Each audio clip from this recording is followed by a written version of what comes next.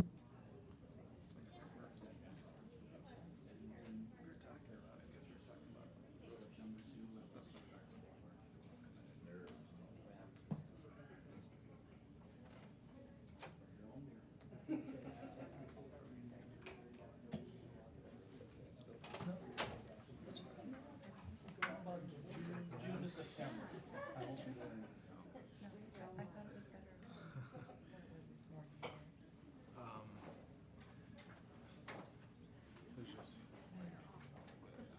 okay. I will agree with you that it is significant, especially the two last names. Those two bottom names are huge. Is that a good thing? Good.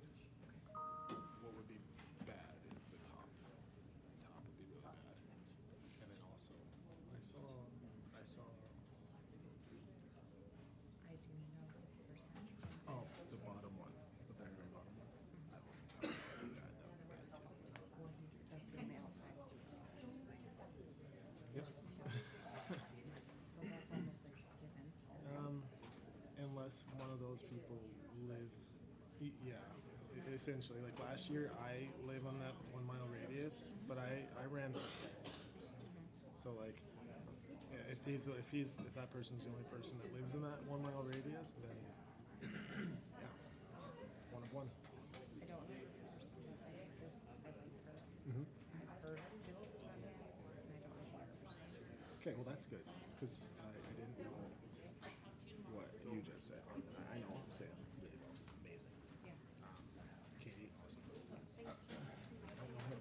I just seen him. I saw his Facebook. That's it. I don't know anything. And I was like, okay, but then it seemed top name's a problem. Top name. It would be rough for like culture.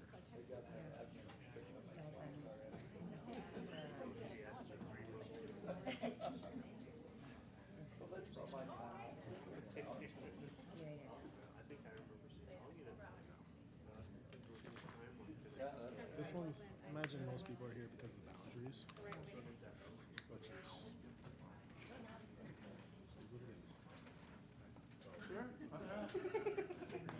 Wait, we hired an expert to do a job, and I think what everyone needs to hear is that this isn't the final. We still have to do the next steps that Jonathan's going to talk about. The lines will be final. And that, it's just, there's no winning. There's no way to win. We'll see how it goes. Gotcha.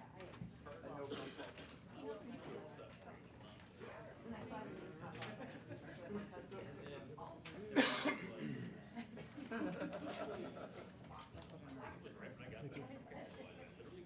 Yep.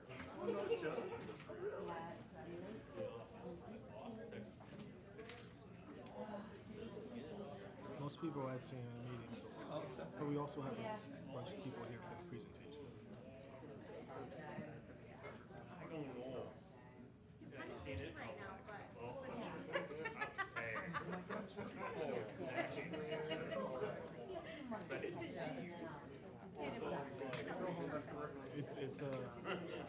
that's where I kind of stand on as a board member. Our responsibility is to be that conduit between staff and the community, but also support staff in their due diligence to get the right answers and to do the right research. And this is where we hired a consultant to guide us through this process. That's what's happening.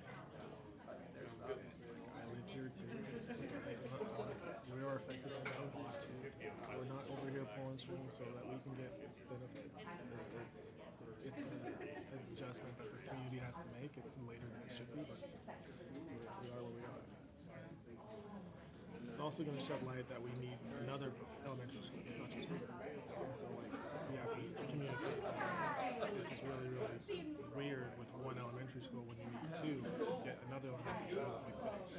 we see what happens. Yeah. Yeah, it's still going to be losing. We're still going to get butts kicked a little bit, but hopefully the perspective helps. I think like part of it was just being aloof and not like, you know, still like people, oh, nice to meet you, you know, like, do I feel like we need something else? Not necessarily like outline, but like, you know, emotionally, and then like trying to separate these responsibilities versus my responsibilities. I've always been led that like your personal feelings are like a marker for like your personal feelings are jumping at you, then you gotta really look at it. I don't have a ton of personal feelings here. I think because I don't have kids in school, Yeah. but that's why it allows me to be very objective. To we need this done so that we can get to where we want to be. This is going to be uncomfortable for everyone. Yeah. And there's going to be a lot of unfairness that happens based on this. Yeah. But it's the reality. What's happening right now is very unfair. It's very unfair to a Yeah, lot of no, people. it is. No, that's, I don't disagree with that either. So there's no way to get both. No, with that kind of attitude. No, I'm just kidding. You're right. You're killing me. Oh my god. You're completely right. I'm gonna let take the heat. Take it from there. Sorry, that was, No, I appreciate it. I need that right now. I'm way too serious. yeah, that was a complete joke, so. Sarcasm twice before I even get started. Oh, man. Where's Williston. he? Where's he at? He won't be here. Oh, okay. He can't skip out. If anybody should reflect, should have been him. I agree with you. Thank you. That's all I needed. I tried to give myself excuses for the national championship game. It was not working.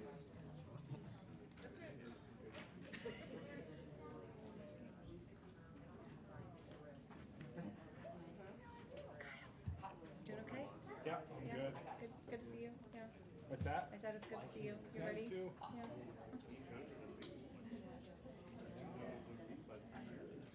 Do we want to move over and consolidate, or we just leave it? Doesn't matter. It doesn't.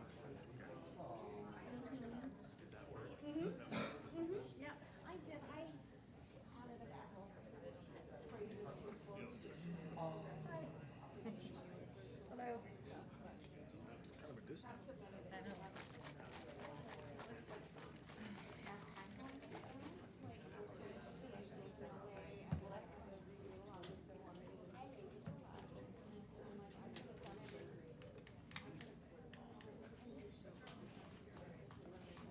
So when do they make that public? Probably tomorrow. Yeah. Well, do you know the list of people that are running for school board that probably goes public tomorrow? I don't assume. I mean, media's probably going to put it out. They haven't yet. If you see, did you guys see it? Just an email. Yeah. Yeah. She hasn't said when she's gonna post it. So.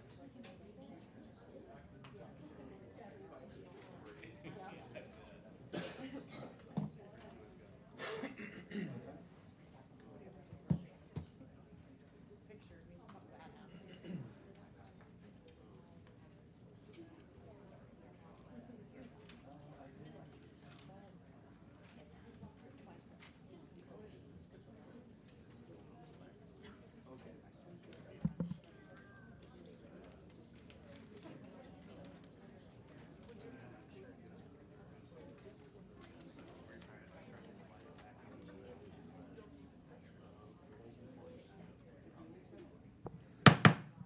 Okay, this meeting of the District 7 School Board is called to order at 6:30 p.m. If everybody could stand for the pledge.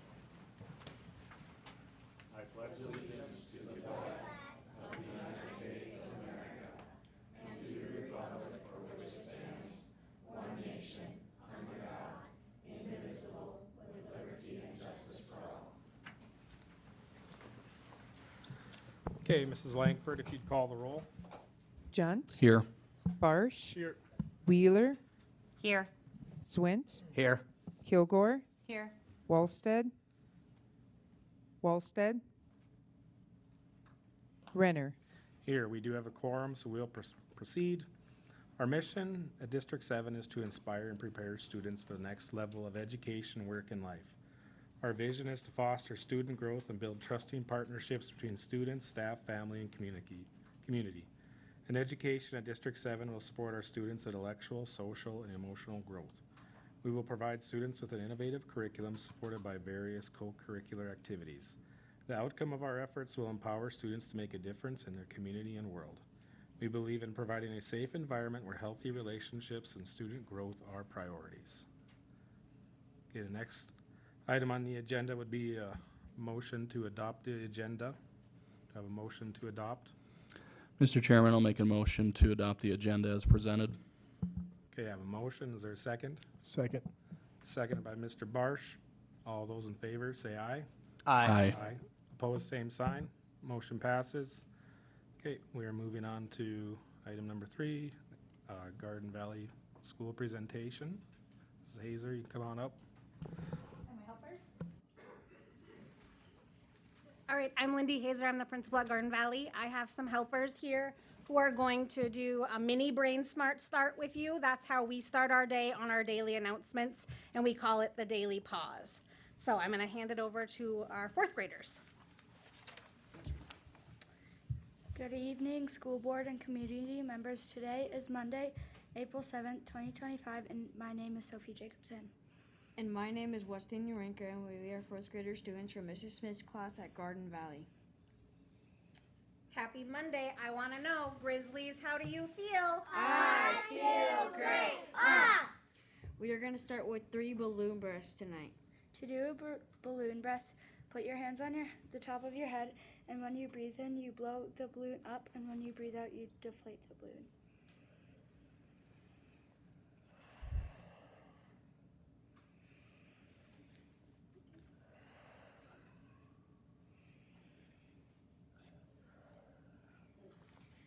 Then we would say the Pledge of Allegiance. Oh, no, we're not. We're born in we already did. Good job.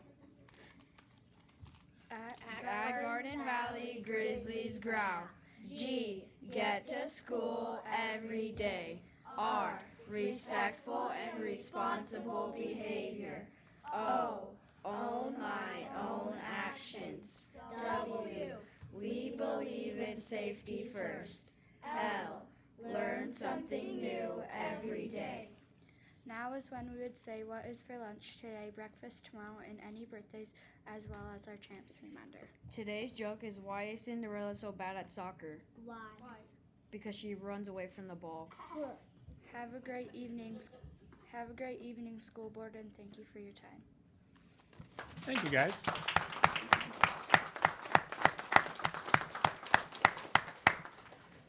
Thank you, guys. I would ramble, and I don't want to, what did I call it? Death by slideshow you. So I did what I've done in years past and created a video. So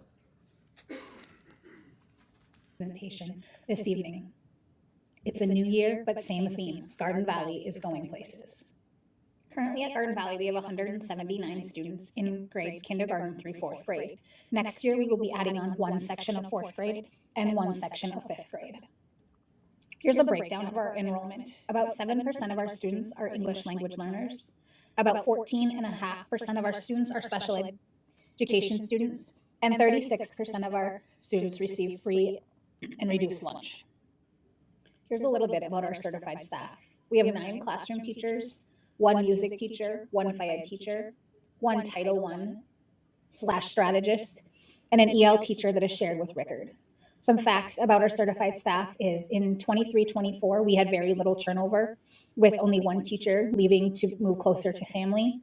And for right now, for the following school year, we have no teachers leaving. Our only new hires will be new positions or ones that were left unfilled last year. Our classified staff is made up of 5 general ed paras, a behavior support para, a library media assistant. We have a long-term sub in the library, 2 custodians, 2 cooks, and a secretary. In 24-25, we had 3 paras return, but we were short-staffed with paras due to the hiring freeze. For 25-26, we should have almost all paras returning to their positions. I have already begun filling para positions for the next school year. Just as in years past, I would like to focus this presentation on Garden Valley and its relation to the district's strategic plan. Here is a fall recap of what took place in our school in the areas of academics, innovation, and school culture. Likewise, here is our winter recap in the area of academics, innovation, and school culture, as it is impossible to touch on all of these items in this one presentation. Looking ahead to spring, here are the things that we have planned that relate to the strategic plan in the areas of academic, innovation, and school culture. We are looking forward to a fun and successful end of the 24-25 school year. Let's kick it off with the strategic pillar of academic engagement. These are the areas that we focus on at Garden Valley that relate to the district's strategic plan. The areas highlighted in green are areas we know we need to spend more time in the future. First, we're going to take a look at our academic data. In iReady, we took the fall and winter diagnostics so far this year. In reading, you can see that we increased the number of students at or above grade level from 23% in the fall to 43% in the winter. You can also see that we decreased the number of students 2 or more grade levels below from 21% in the fall to 11% in the winter. In iReady Math, you can see we almost tripled the number of students at or above grade level from 13% in the fall to 36% at or above grade level in the winter. And we reduced the number of students in the red or 2 or more grades below grade level from 25% in the fall to 14% in the winter. Now we're going to go on to our NDA plus results for our interim testing from fall to winter. Here you can see for grades K through 2 in reading, there was a decrease in the number of level 1 students and an increase in the number of students at level 2 and 3. When you look at the 3rd and 4th grade reading data, you see a similar picture. You see a decrease in the number of students at level 1 and an increased number of students at the level 2 and 5 areas. Moving on to the NDA plus results for math. For kindergarten through 2nd grade, again, you see a decrease in the number of students at level 1 from fall to winter and an increase of students at the level 2 and 3 levels. When you look at 3rd and 4th grade data, you can see a decrease in the number of students at level 1 and an increase of number of students at levels 3, 4, and 5. They are saying that if students are at the high level 3 areas in 3rd and 4th grade, they have a higher likelihood of being proficient on the state test. Here at Garden Valley, every year we are very proud of our academic growth by our students and the hard work by our teachers it takes to get the students to show this kind of growth. As a result, twice a year, we hold our Garden Valley Green Carpet Assembly for testing growth. Here is our January assembly, where you can see members of the Williston State College Tetons men's basketball team there along the green carpet, high-fiving and cheering our students on for showing the most growth. Part of our academic growth comes from our high levels of student engagement. Our 3rd and 4th graders took the Cognia Student Engagement Survey this fall, and you can see in the areas of behavior, cognitive, and emotional, a large percent of our students were committed, and a very small percentage of our students were considered disengaged. Another area our students have shown huge engagement in this year is iReady. Every March, our students have looked forward to, for the last 3 years, to iReady March Madness. This year was no different. We had a goal of 2,025 lessons and a stretch goal of 2,665 lessons in the 3-week contest. Our students greatly surpassed this goal, and together, as a school in 3 weeks, they passed 3,717 reading and math iReady lessons. As a result, our PTO will be treating our student body to a movie at the Grand Theaters in April. We are going to move on to the second pillar of innovation. You can see highlighted the areas that we want to focus more time and energy on in the next year. However, we have made great bounds in innovation this school year with the addition of service learning projects and our service learning project fair. We're going to start off with our service learning projects. This year, each grade or class picked a service learning project to complete with their students. Then, at the end of February, in conjunction with our boundary setting meeting and Title I Family Engagement Night, we held a service learning project fair. There, different classes were able to have booths where they were telling others about their project, posting posters of why they were raising money, and selling items to help fund their student learning project. Some of the projects are as follows. One of our kindergarten classes is raising money to purchase items for the Humane Society shelter. They will be creating Adopt Me bandanas for the pets. In first grade, our first grade classes are both raising money for their Pennies for Playground campaign to help purchase new items for our playground. Mrs. Manzana's third grade class made beaded necklaces and bracelets to fund a buddy bench for our playground. And fourth graders created fidgets, held hat days, and sold those fidgets to raise money for items for the crisis shelter. They will create a budget for the items that the shelter needs and deliver them. We love how many skills our students are learning throughout this project while also being of service to their community. Every morning, the fourth grade students lead our daily pause, daily announcements, and start our day off right with our Brain Smart Start and other important school announcements. Recently, we have started a little para program with our fourth graders that allows them to go out into the school to do various jobs, ranging from tutoring, mentoring, to custodial on Mondays and Fridays as a way to gain independence and life skills. It has been a huge hit with the fourth graders, the teachers who are receiving the help, and the students who are working with the fourth graders. We look forward to starting this right away in the fall next year.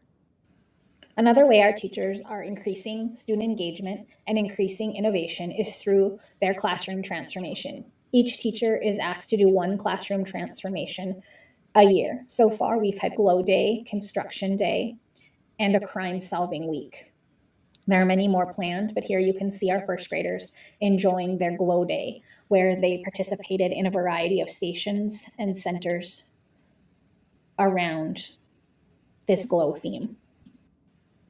In addition to individual classroom transformations, we hold 3 school transformations a year at Garden Valley. Because we're continuing on with our theme of Garden Valley is going places, we hold a school transformation in September, December, and May for our travel days. Students are able to board an airplane, check through security, get out their passports, and travel to 3 different countries each time we do a travel day. In September, we had community members, teachers, paras past and present, present on the countries of Jamaica, Netherlands, and Russia. The students were able to try food, play games, and listen to music, all while learning about these countries. In December, we were able to have our holiday edition travel day, where our students at Garden Valley traveled to Finland, Italy, and Romania. Here you can see we had a parent present along with a group of student council members from Williston Middle School Central Campus. We look forward to partnering with them again, as the students did a great job.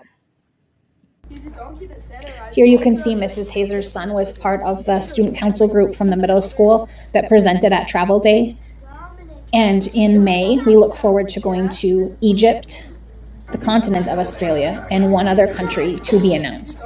Our students look forward to these travel days and learn so much about other cultures in this process. Speaking of culture, we are lucky here at Garden Valley to have 3 J1 teachers from the Philippines as part of our teaching staff. With them being on staff, our staff and students are exposed to many aspects of another culture that diversifies our school. Here you can see 2 of the J1 cultural experiences. We have a first grade class that was Zooming with students from the Philippines, as well as an American and Filipino feast that was held around Thanksgiving time. This year we were able to fund the second grade's service learning project, all of our travel days, and these hydroponic gardens with the grant money available last year from the Williston Community Builders. Mrs. Rector, one of our first grade teachers wrote a grant for all classes to have hydroponic gardens. Here you can see the gardens are in full bloom in most classes. We look forward to utilizing these items throughout the spring as everyone's garden grows, and hopefully transplanting the plants to the community garden in Williston. While we have a long-term sub in our library media position, she has embraced the teaching of science, technology, engineering, and mathematics into her library and media classes.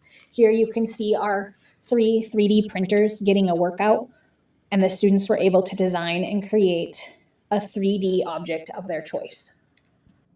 We're going to move on to the third pillar on our strategic plan of school culture. As you can see, conscious discipline is a huge part of this, but this year we have also added the BAR program, building assets and reducing risks, like all of the other elementary schools. We have fully implemented BAR U time into our master schedule every week, but next year we would like to see it be whole school by having all staff and all students participate in the lessons in some way. We're going to start off this pillar with the BAR program. Many of our staff were able to be trained in the BAR program in August, and we look forward to the rest of our new paraprofessionals being trained in August for our year 2 training. Here you can see the teachers taking part in a U time lesson, and then later kindergartners taking part in a U time lesson where they created lollipop moment cards for another classmate in their class who had made a difference to them. In addition to U time, the BAR components that we have implemented this year are weekly grade level small block meetings, twice a month whole school large block meetings, and once a month community connect meetings. We added those community connect meetings with school counselors, social workers, and special ed staff in January. We have seen a decrease in behavior instances and an increase in attendance in most months, and part of that can be attributed to the BAR process. Now we're going to look at some school culture data, starting with the Panorama SEL survey that students in grades 3rd and 4th grade took. Here you can see that 93% of our students think they have supportive relationships, which was 4 points higher than the district average.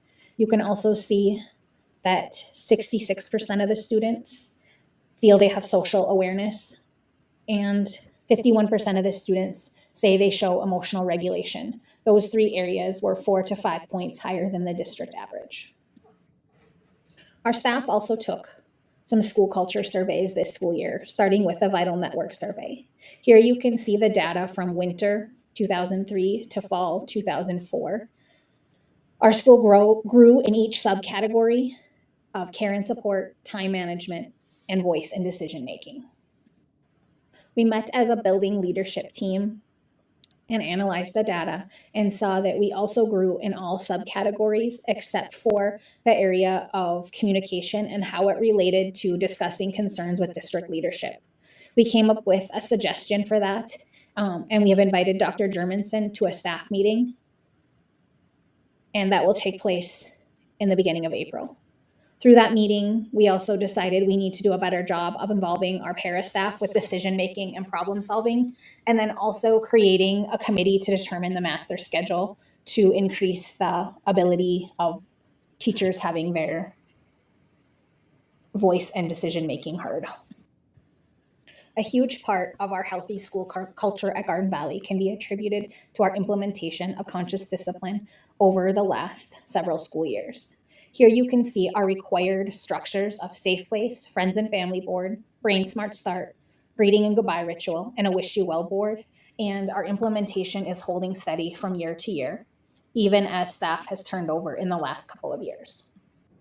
Over the last 3 times when our student body has taken our school family survey, asking them if they feel safe, connected, and able to solve their own problems at school, we're seeing high carryover from year to year.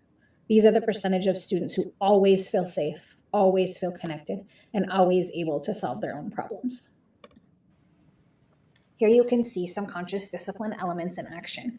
We have 2 active calming centers, 1 in each building. Most of our teachers have visual classroom job boards, so everyone has a meaningful job, which helps them go to a higher brain state. We educate all staff and students on the 3 brain states, and we have added on some new structures this year as staff have been ready for next steps. We continue to use the idea of safekeepers, where it is the staff's job to keep the students safe and the student's job to help keep it safe. Breathing and breathing reminders, along with visual rules and routines, as shown here with our lunchroom commitments. Here you can see our school family board, which features pictures of all of our teachers and students and their families. But this year, teachers were ready to add an additional structure of the kindness tree as a way to draw attention to kindness, because what you notice, you get more of. And the safekeeper ritual. I mentioned it is our job as the adults to keep the children safe, but it is their job to keep the school safe. So every morning when students come in, they take their popsicle stick, which is decorated like themselves, and when they're ready to keep it safe, they place it in the safekeeper box. Many classes have a classroom job where they transfer that safekeeper box from teacher to teacher throughout the day when the class goes to specials. It has been a nice addition to our safekeeper ritual. This year, we've been able to add on some conscious discipline structures as part of our conscious discipline training. We utilized some title money in the 23-24 school year to purchase conscious discipline training for all teachers and paras at the school. So this year, we've had several days of on-site training and on-site coaching, as well as 1-hour virtual trainings throughout the school year. It has been very helpful to getting our paras on board and trained with conscious discipline, so we're all using common language. Another nice tie-in to conscious discipline this school year that has strengthened our implementation was the addition of Mrs. Klein coming on staff 1 day a week. She comes to Garden Valley on Thursdays and holds SEL lessons with each one of our students throughout the school year. At the end of each month, she has the students draw a picture of what that word of the month means to them. And here you can see we took those pictures, and we do this every month, and we create a slideshow that shows what the word of the month means and add it to our conscious discipline song to create a presentation. Here's one of what empathy means to them. Another thing that has helped our school culture at Garden Valley this year is added staffing. The beginning of the school year, we added Mrs. Sherry as our behavior support worker. I mentioned the addition of Mrs. Klein as our social worker once a week. No matter where you are, 3 different school counselors have been there's a way to feel better. There's a way to be a star with this one thing. Interning under Mrs. Hansen and Mrs. Monk, which was very helpful to our students receiving SEL lessons. Every month we hold our monthly Grizzly gatherings or school family assemblies, where we gather as a school family to recognize students who have shown the SEL word of the month and the conscious discipline word of the month. In addition, our staff plays fun games to hype up the students, and Mrs. G helps the students prepare their conscious discipline song of the month. This year is our first year as a school-wide Title I school. So we held our Title I family engagement nights in December and February. In December, here you can see our event, Reading Around the Christmas Tree, where we had different literacy activities and free books for all of our students, along with a hot dog supper and pictures with Santa. I've been on staff at Garden Valley since the 2020 school year. In the past, I always said Garden Valley doesn't have a bad culture, but it doesn't have a good culture either, because the buildings are so disjointed. As a result, when I became the principal of Garden Valley, I wanted to try to change that. We've done some different things in the last 2 school years to increase staff participation and staff engagement, even though we work in 2 separate buildings. Here you can see our Wish You Well celebration that we hold every spring as a combination celebration to celebrate weddings, babies, other notable events, or people leaving our school.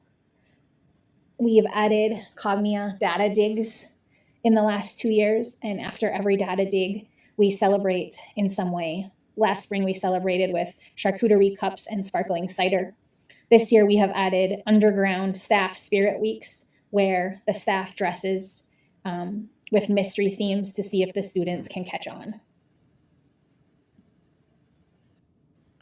Another thing we've done to improve our school culture and join our staff together, although we are separated by buildings, is by holding different staff games every month with fun prizes. We held Dipcember, where staff members brought different dips in December and voted on their favorite. We had our Eat, Sing, and Be Merry holiday party with supper and karaoke, as well as our annual Secret Santa event. We look forward to one more Underground Spirit Week, in addition to a few more staff games. One of my goals when I became the principal of Garden Valley was to increase the PTO engagement. This year, we have a very involved group of PTO officers who have done some amazing things for our school. They raised over $3,000 in less than a week to fund Garden Valley t-shirts for each of our students. They did a calendar fundraiser where they helped raise money so that each of our students could receive free entry to our school family night at the pumpkin patch.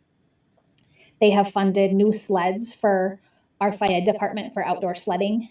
And in addition, they have brought in snacks for our students who do not bring snacks from home, as well as treating the staff to a monthly treat and stacking our staff lounges.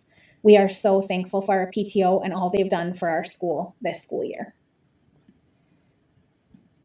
The last piece of data I'd like to leave you with is our Advanced Ed Family Survey from last spring.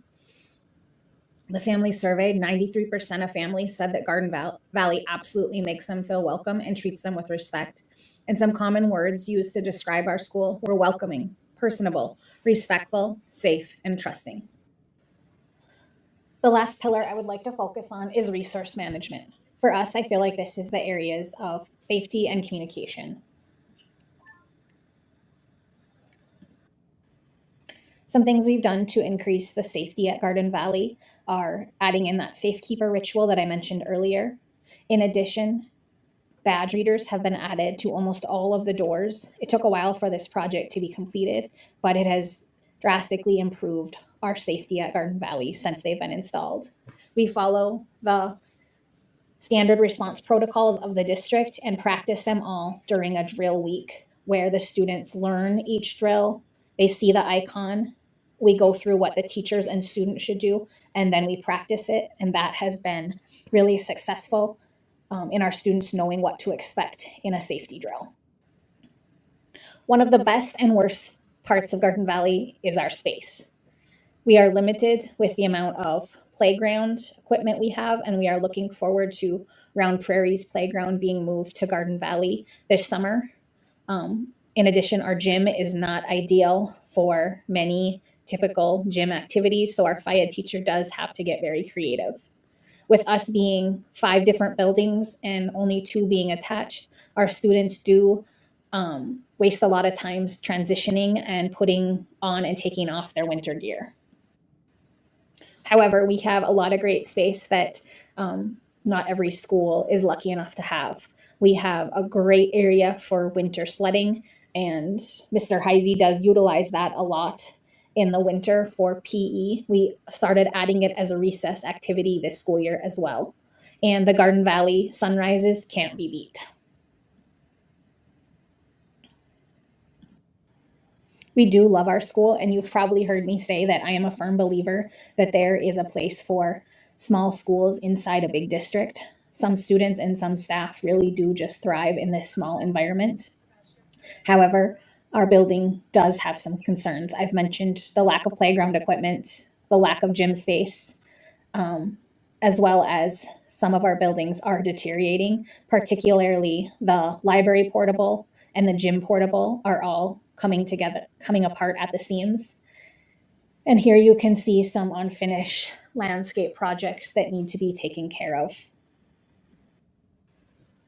Another one of our concerns is our attendance We typically do have low attendance averages at Garden Valley. Here you can see our August through February attendance averages last year and this year. I think a big part of that is with us being the only school with open seats, a lot of times families from town who move into the school district are assigned to our school, and they may not always have a means to get here or a way to get here if they miss the bus or can't get busing right away. Adding the boundary setting process should help with this. So our hope is that rural students would be the ones assigned to rural schools. Speaking of the boundary setting process, we had a very good turnout for our boundary setting meeting at Garden Valley. As you heard earlier, it was held in conjunction with our Title I Family Engagement Night. You may have also heard that the parents who were present at the meeting, over 100 in attendance, were very passionate about their students continuing to go to Garden Valley. We are very thankful for our families and the support they show our school. I would like to end with this quote. Everything you see here would not be possible without our hardworking teachers and staff. No one who achieves success does so without acknowledging the help of others. The wise and confident acknowledge this help with gratitude. And this was from Alfred Northern Whitehead. And I would just like to take time at the end of this presentation to thank all of our teachers and staff and families for making Garden Valley the best place to work and go to school. Thank you so much for your time and attention to our annual Garden Valley Elementary presentation.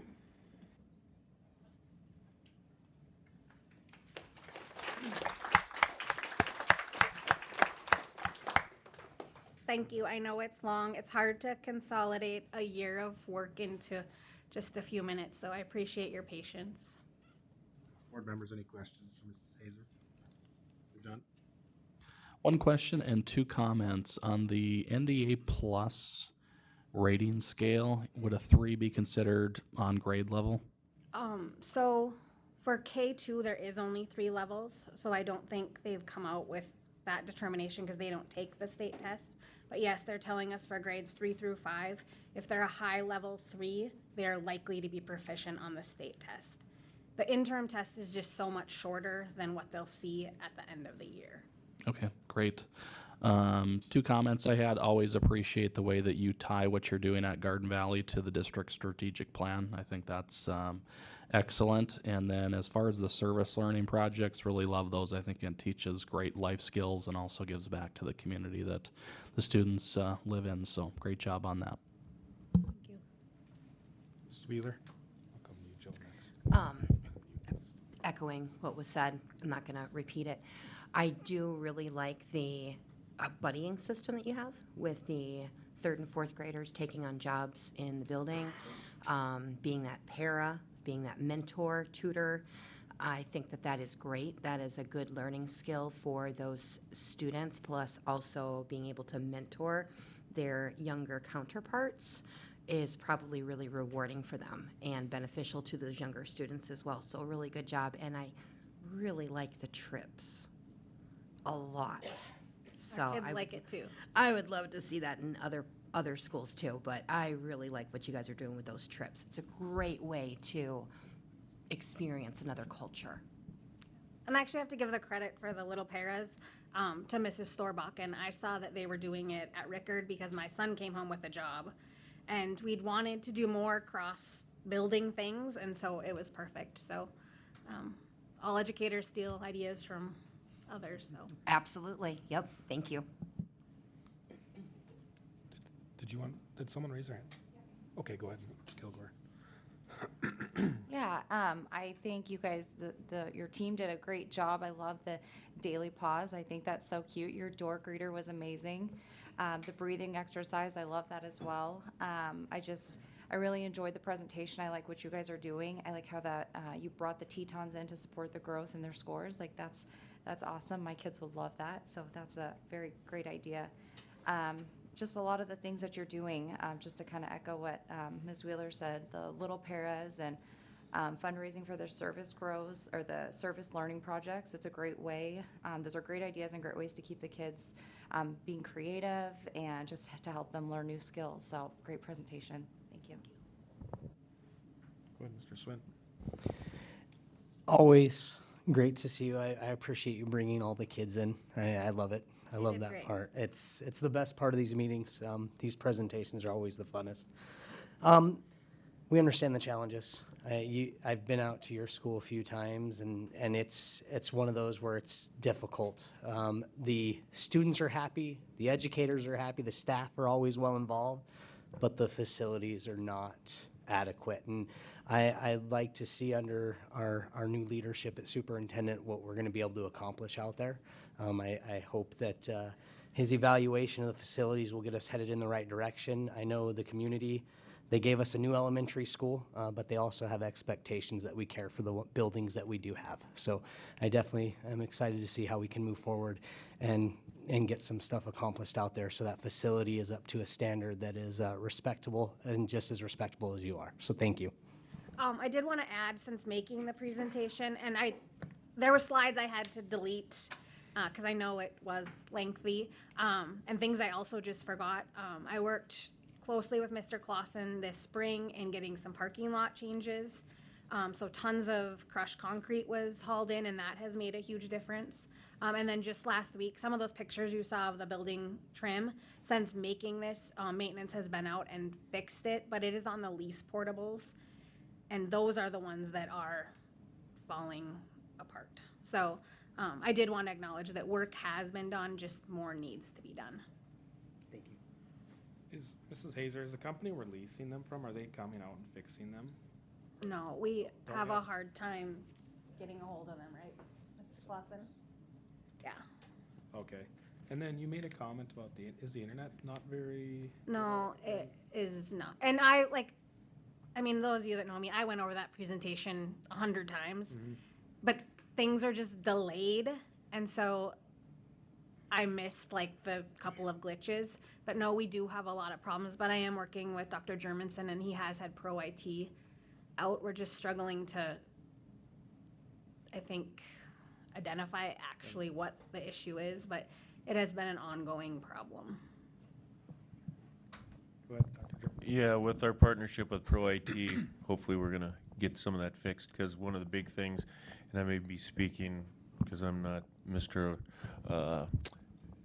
Tech, but we're bouncing the signal from Missouri Ridge, and so that's one of the issues. But Pro IT is working on that. So. Okay. Okay, if there's no other questions. Thank you, Mrs. Hazer, to you and your team, and good job, Grizzlies. Thank you. Thanks for coming in.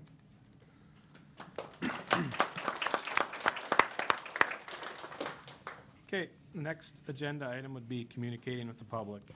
We moved up public comment this meeting, and I intend to do this on the meetings going forward too. It gives the public a chance to speak before we make decisions.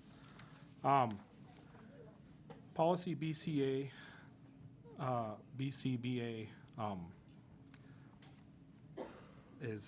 governs the district, our public comment period. I'm not going to read the whole thing like I normally do. I know it gets to be long. I'm just going to point out the highlights. Only items on the published board agenda will be discussed at any meeting of the board unless the superintendent or board member requests an addition to the agenda of a regular meeting and the board member present approve in accordance with board policy. No individual may speak more than once. Please state your name for the record. State the agenda item you are speaking to.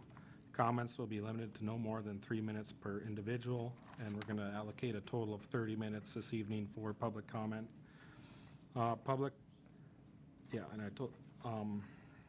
And then also I just point out that this is not meant to be where we hear complaints about staff. There's a policy in place for that. If you wish to provide any public comment this evening, please step forward to the podium and announce your name for the record as well as the agenda item you're speaking to this evening.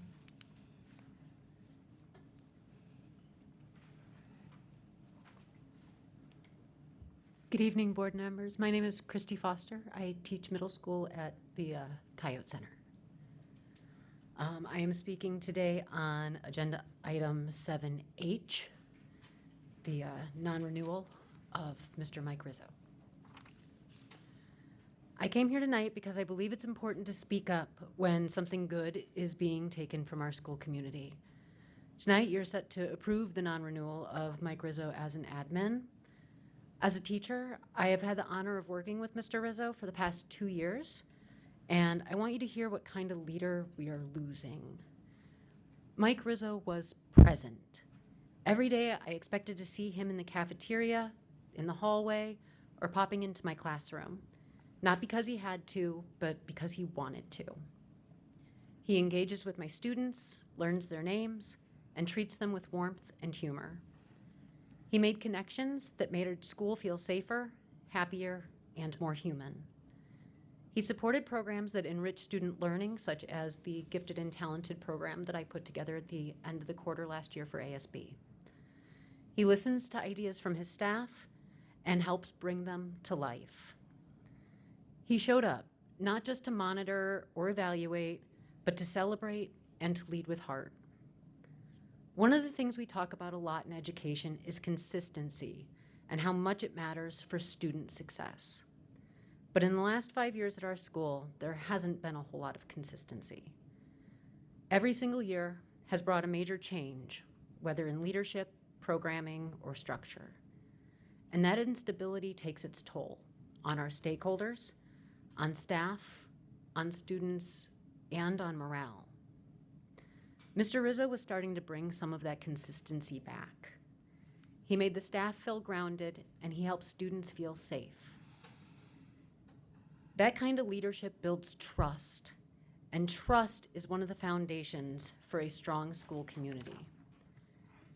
The announcement to staff last week said, "I understand that leadership changes can bring uncertainty, but I appreciate everyone's professionalism as we move forward." And while I understand the intent behind this message, I also believe it's important to acknowledge the grief and confusion an announcement like this brings. Saying we appreciate professionalism is not the same as recognizing the loss of someone who was making a real difference. I don't know all the details, but I do know what I've seen, what I've felt, and what I've heard from both staff and students. Mr. Rizzo brought consistency, connection. 30 seconds left. Thank you. Kindness to our school, and that matters. Leadership matters, and culture matters. And the culture he was building was one that we were proud to be a part of. You can't build a strong foundation, a strong school on a foundation that keeps shifting. It leaves everyone, especially our students, feeling unsafe and vulnerable. Thank you very much for your time. Thank you.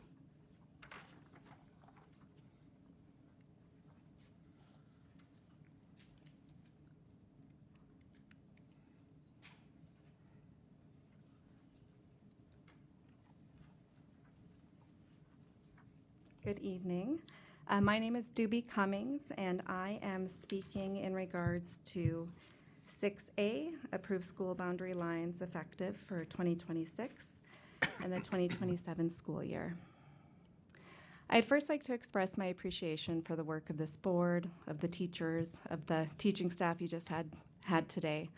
We've made incredible progress, I think, in the district, and as parents and as communities, we want to see that move forward. With that said, I do have several concerns with the boundaries as presented. To my knowledge, the boundaries acknowledge but do not address solutions for 3 key issues, which are commute times, multiple drop-off times, and locations, and impacts to businesses.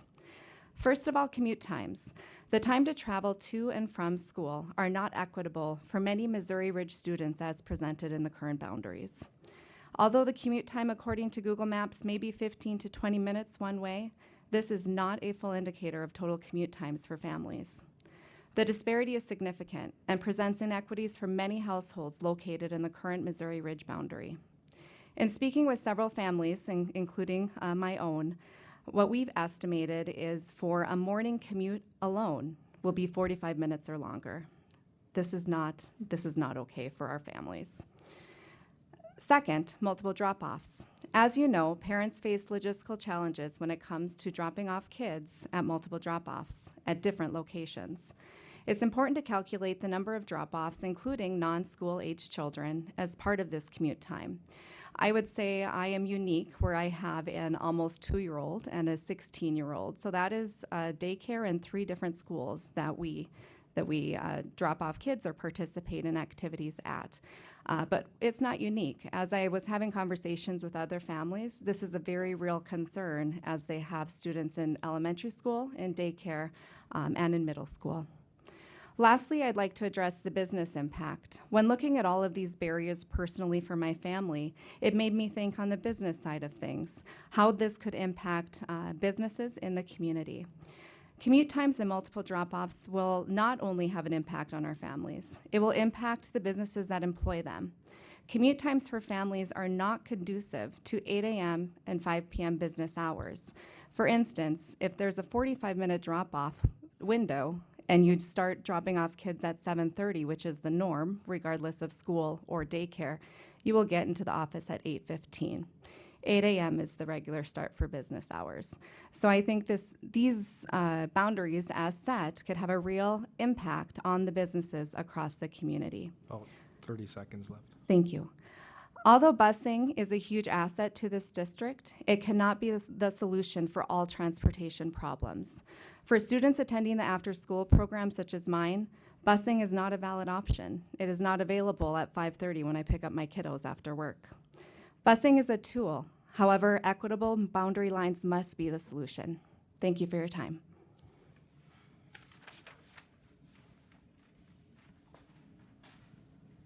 Anyone else like to provide public comment this evening?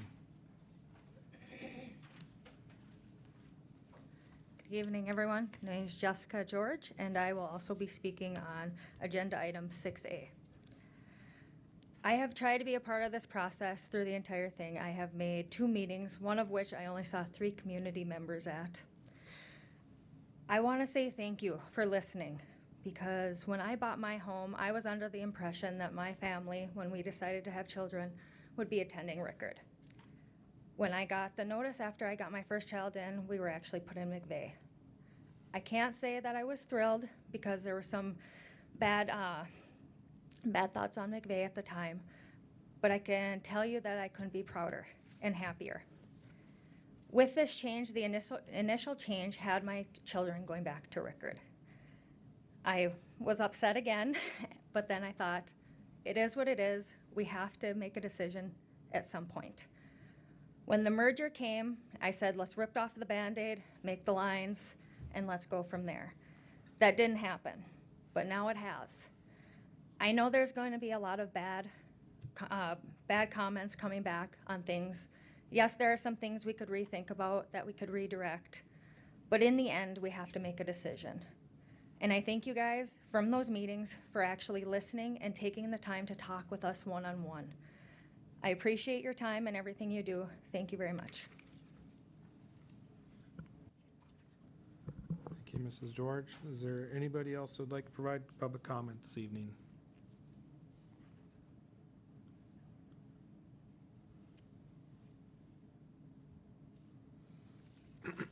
Okay, seeing no one, we're going to move on to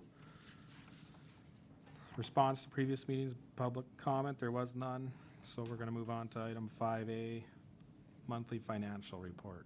Mr. Arnold.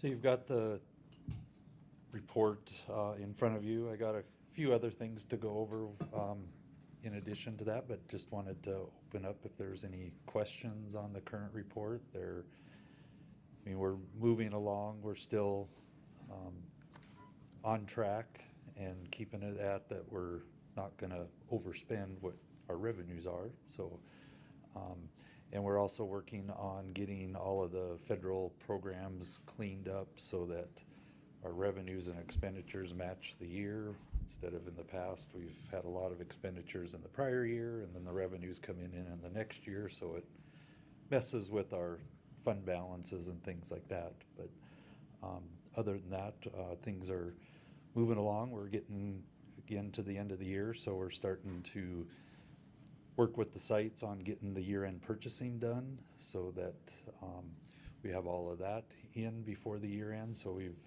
set up some deadlines and things for out-of-town purchases versus in-town purchases so that we can make sure we have all the invoices in before the end of the year. So, any questions on that? Board members, any questions? Mr. Junt, go ahead. Thank you, Mr. Chairman. Just one question, Mr. Arnold. Be page 5 of 9 here on the PDF. Any concern that you have on the operational expense side? It looks like we're about 70% through February of total budget. So we're about 2/3 of the way through the fiscal year. So that seems to be trending maybe a little bit higher than we would anticipate maybe at this point in time, but was curious on your thoughts on that one. Yeah, I mean, we're about, a month out from being 3/4 or so of the way through. So I have, there's nothing alarming right now. I mean, because we've got, the rest of the payroll coming through, and then just a little bit of the maintenance things with utilities and some year-end purchases. So I feel we're setting good.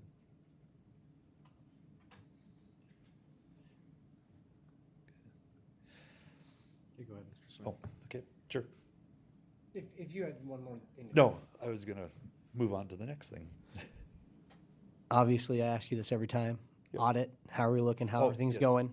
How's the progress? So we have, the auditors were on site last week. So they've gathered all of their information that they do for the on-site. They just do spot checks of all of the information. So, and they did the 2 years, so fiscal year 23 and 24. In their initial review, as they were going through all that, they didn't see anything alarming that jumped out. So they've got that all gathered up, and so now in the next few weeks they will review all of that, and then they're hoping by we may have it by our May board meeting, but for sure the June board meeting as far as what their final audit and stuff will be. So, and then I've also already asked them to put us on the calendar for late fall for this year's audit so that we can keep that going.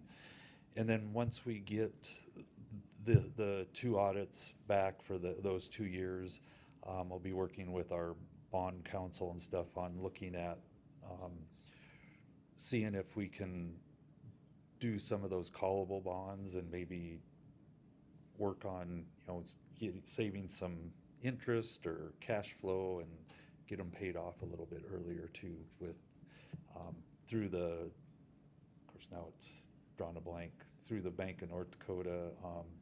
It's a state program where they put money in at low interest.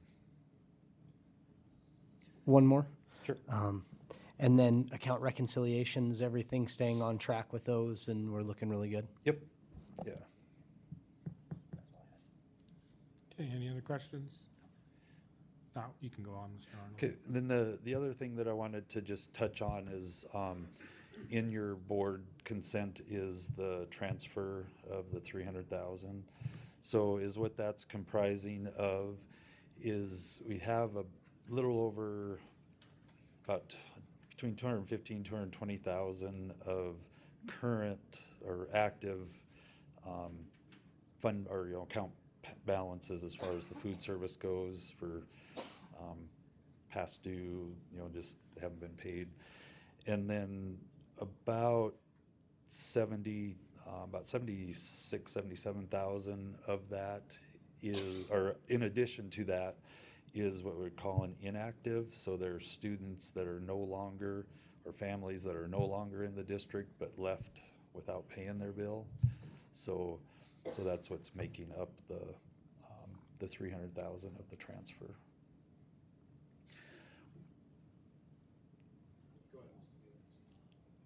So I had a couple of questions about that.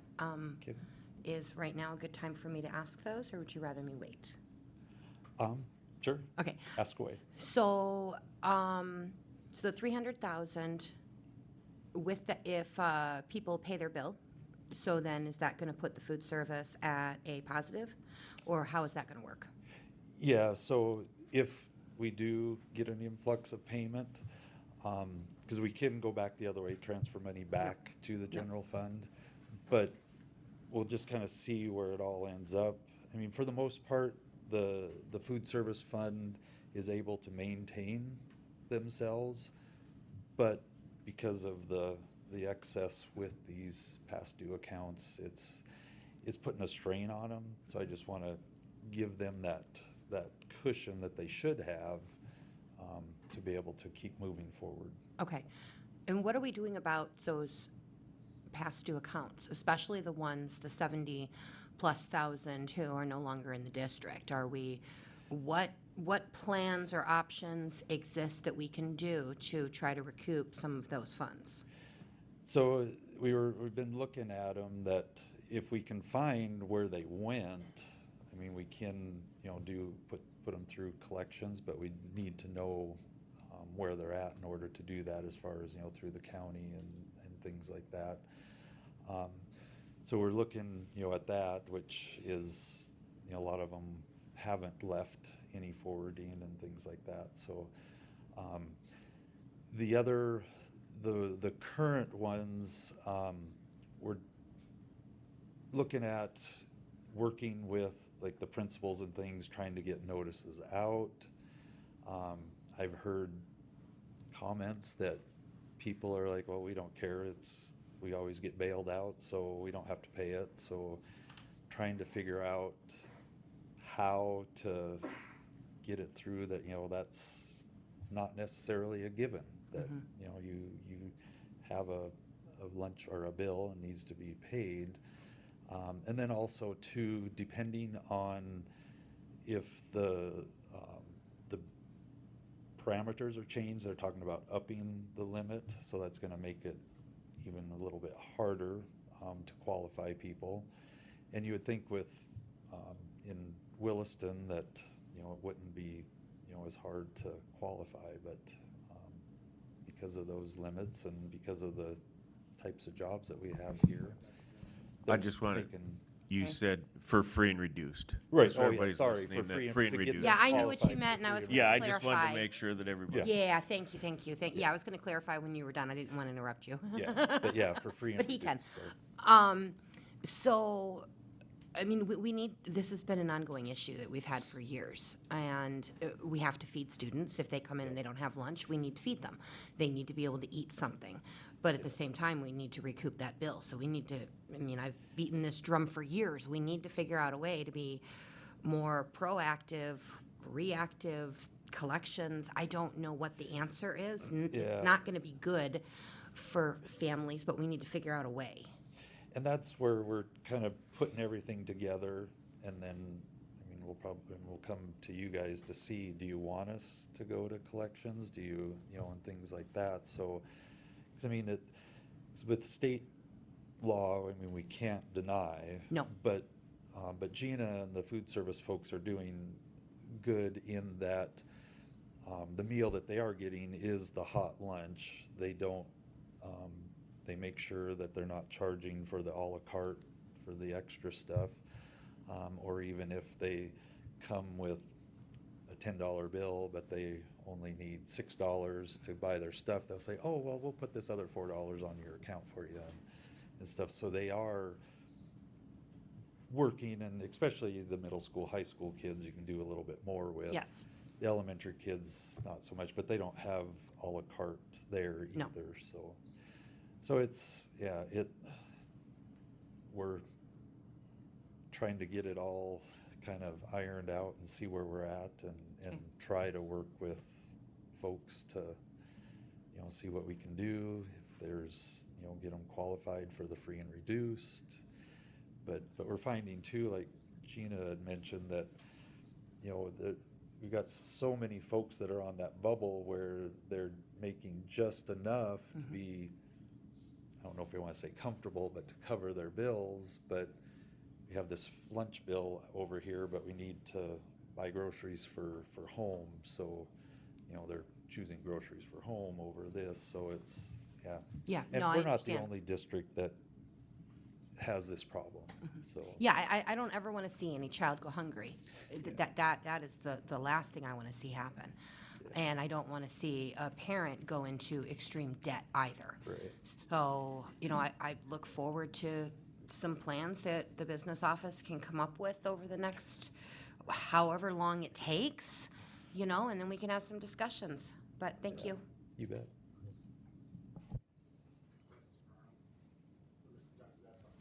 I was just gonna piggyback on some comments here. The harsh reality of it is, unfortunately, if you've got a $200 or $300 bill for said student, you're gonna spend more money chasing it in collections. To be quite honest, North Dakota is a pretty creditor-friendly state where we can file small claims, but if you're gonna have the HR department filing small claims packets on hundreds or thousands of accounts, their hourly rate is probably going to exceed what we would ever collect on that. You start getting into where people relocate to another state. Most states are not as creditor friendly as North Dakota is, and you actually have to hire an attorney to go after a small claims litigation. So I don't think there's a lot of good options once you get to the point where they've left, other than trying to send reminders and get people to pay. Mr. Junt, is it not possible to sell this debt to somebody, or would nobody buy something where there's so many different parties involved? I wouldn't buy it, so let's put it that way. Are you meaning like a collection firm? Yeah, it's a $200,000 or $300,000 debt. You sell it to somebody for $50,000 or whatever. Yeah, that's actually something I never thought of. Is that Well, that's possible? kind of too what we were, trying to age the debt, and so like the older debt, offer to the people 50 cents on the dollar, 30 cents on the dollar, sort of trying to come up with some things like that to at least get something. And then too, working with, like the high school for, can you get your diploma without unpaid bills, things like that. So Is that an option? we're checking with legal and stuff, but it's just some ideas that we've had and thrown out there. So. Just one thing I would just like to say is, our state legislature had an opportunity to step up and fill the gap. Clearly, they denied us. They have the next biennium, I think, to figure something out, because kids can't go hungry, and we shouldn't have to continue to try to chase down a $200 bill from a family that couldn't pay. So I would say it behooves the legislature to step in and do something. They were focused on a lot of weird things this year, so I think holding your legislator accountable and making them do what they need to do, which is put money in education, I'm all for it. Any other board members? Yeah. Go ahead, Mr. I would agree with Mr. Swintz. I think most of the benefits or to address this issue is primarily going to come out of legislation. I'm more inclined to think that we look at this as a way to locally subsidize this loss however we can. I don't know if this is a battle that the school district fights is the one that the school district ever wins. If you PR-wise and the other labor uses of labor time, I think it's something we have to look at the big picture, see how we can subsidize it, but also understand that this is one area of loss that I can live with. Yeah, because we don't want to make a big public deal of it. So, but we are feeding the kids the hot lunch that everybody gets, and just making sure that they're not doing anything extra on the a la carte stuff and things like that. So. Okay, go ahead, Mr. Arnold, just for the rest of your presentation. That's all all is that I it? had. Yep. Okay, did anybody have any final questions or comments? Okay, thank you. Thank you. Okay, we are moving on to Sloan construction update. Good evening. Ryan Anderson with J. Dunn. Monthly update for Sloan Elementary.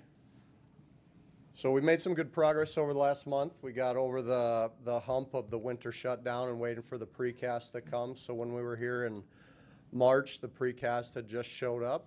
and it has all been erected. Other activities that have been going on is the structural steel's been being installed, which is the roof structure and the floor structure. The gymnasium roof structure is actually precast. So we've been able to get some roofing pretty well completed on the gymnasium. It will wrap up this week and we will have a roof on that area. We are starting roofing operations in the north classroom wing, which is what we're calling Area E. The wood blocking that the roofing membrane adheres to is being installed up on the back side of the parapets. And so that roofing will go on, and then after that, about the middle of the month, we're going to start on the inside with underground plumbing and underground electrical rough-ins.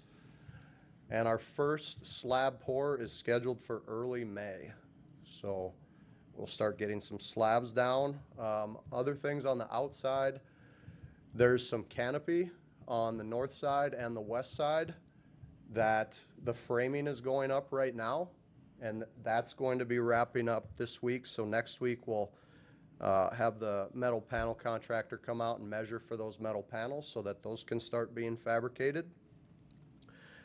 We're also taking advantage of the early spring, and the utilities are going in around the building. The sanitary sewer, the storm sewer, and the domestic water are nearly complete. So that was good to get all those materials ordered and on site and kind of just sitting there for when the weather allowed us to install it, which it has. So yeah, that's the construction update. We're about 25% complete. So last month we were 18%, so we've gained about 7%, and we'll just really start picking up the pace here now that activities are back going. And one other thing to note is the city had their pre-construction meeting for that road project on 13th Avenue last week. And they're having, they had their, what do they have? They had the pre-construction last week, and what are they? There's another meeting they're doing next week. Construction meeting, sorry, with the subs. Anyways, took the bids on that. Yeah, I thought the pre-construction, anyway. Some meetings going on with that road project, and they're getting ready to start construction. I don't have a date. Do you have a date? Starting, no, but they've committed to being done in October of this year. Okay. Any questions?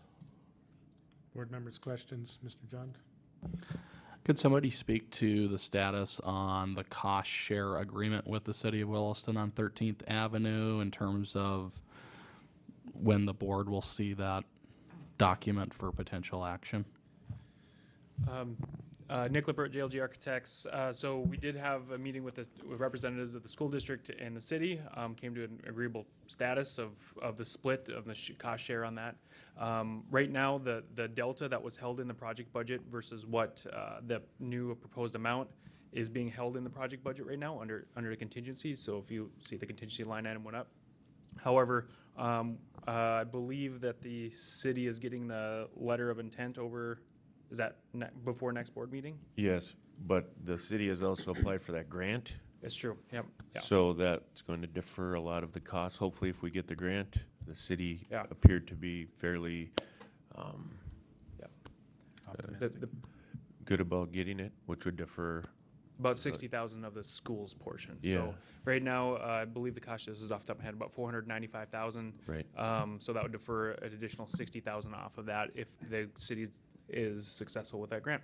So we're waiting to hear back on that and then get the paperwork going moving forward.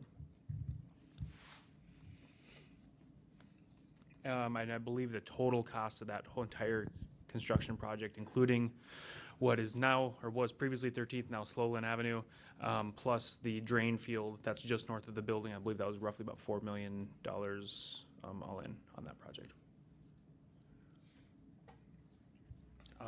Couple other things from the design side on the project. Verified pretty much all the exterior building materials have been verified. If you go out and look at the mock-up, which I encourage you to do, go out to site, you'll notice a very bright blue metal panel color on the mock-up. That's not the color. That's just what was available for the mock-up with the panels to study the details. The actual colors of the job trailer. So take a look at that. Yeah, that rendering, that report's got the correct color on the cover page with the brown and the right. Second thing, we did have an opportunity to meet the new principal last week and start walking her through the plans, which was a fantastic opportunity. We're very excited to get her integrated within the process. So initial questions have been coming up, and we've been working through and making sure that she's understanding the program and that will meet the needs of how the operation she wants to be functioning inside the building. Very excited for that. And then also, new director of facilities, we had Christian on site last week for the OAC, and is starting to get him wrapped up into the project as well. So all great things moving forward. Project is moving quickly.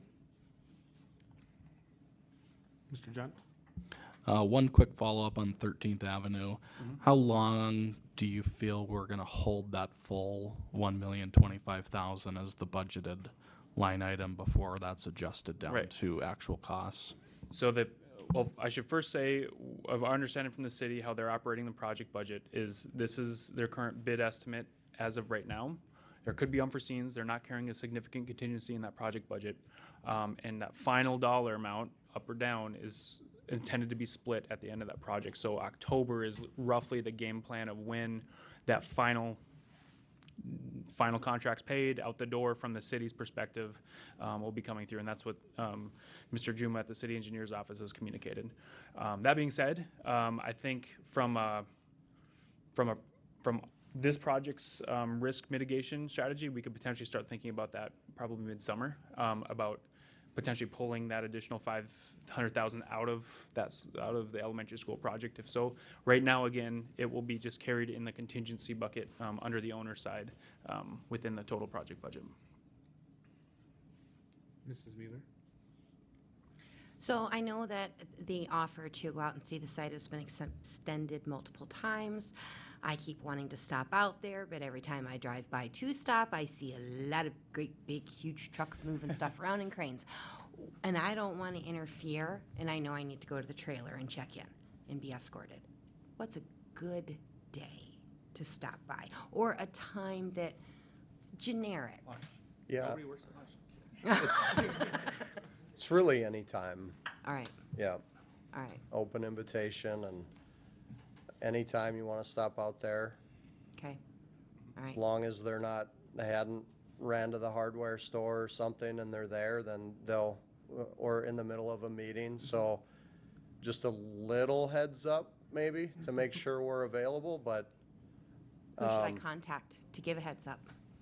You can go through me if you have my number. If not, I can email you and. Email me. I will. Okay. Okay. Because I have it somewhere, but I'll have to dig. Because I drive by the site at least 2 to 3 times a week. Yeah. So, and if you ever see a blue Equinox sitting on the side of the road just kind of looking, that's just me looking. All right, thanks. Yeah, the other thing that we talked about at the OAC meeting is getting the project sign up with the rendering and the logos and the project purpose statement and things, and that was waiting on the colors and the name of the school and things. So I've heard from our communications lady that people have commented on that. So we are working on that too. It's in the works and should be up soon. 2 of them actually, one kind of on the east and one on the west. So that'll be good. Board members, any other questions or comments? Oh, sorry, one ask. And this was an ask from a community member, and I just remembered. Could we do some drone flyovers that could be published for the community to see how the project is moving along? I had a gentleman stop me at the grocery store and ask me if he could have if the people could have a better look of the project as it's moving along. Is that possible? Yep. Okay. Talking about on like a regular basis type No, thing? not on a regular basis. Maybe as big, milestones or something. exactly, Okay. as big pieces are completed. Yeah. just a drone flyover, just to Yeah, now kinda would be show? a time you could see parts of the roof on, parts not on, and then we could do another one down the road and you Yeah. could see all the roofs on and, Okay, yeah, no, those are always neat views. absolutely. Okay, so So- I've asked that question, so thanks. There, You just to bet. note, there is a public webcam on the project. If you're aware, I believe it's on the website. Right, Paula? Yep. So there is only one perspective, but that is there for public to see too. Which will have a time lapse at the end. Yeah. So that'll be available, so that'll be neat too. Excellent. Board members, any other comments or questions?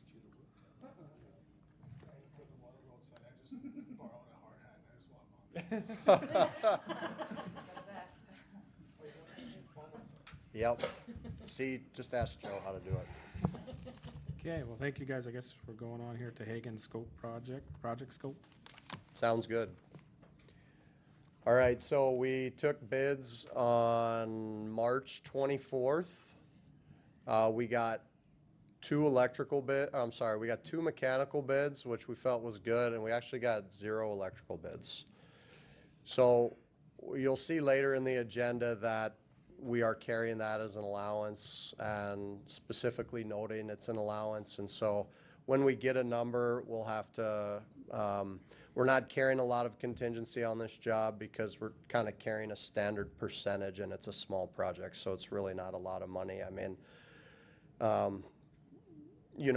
just experience would say that, depending on the bidder and thing, I mean, they're all busy and they're going to know that we're without a bid. And so we may see some premium on that number, but we hit hard to try to get some and they're all busy. So didn't get one on bid day, but I do think we have one in the works, maybe 2. So that's one thing to note. Otherwise, we were happy to get 2 mechanical numbers. We are recommending the low mechanical number. So when it comes to, I got some attachments that we can go to the alternates tab.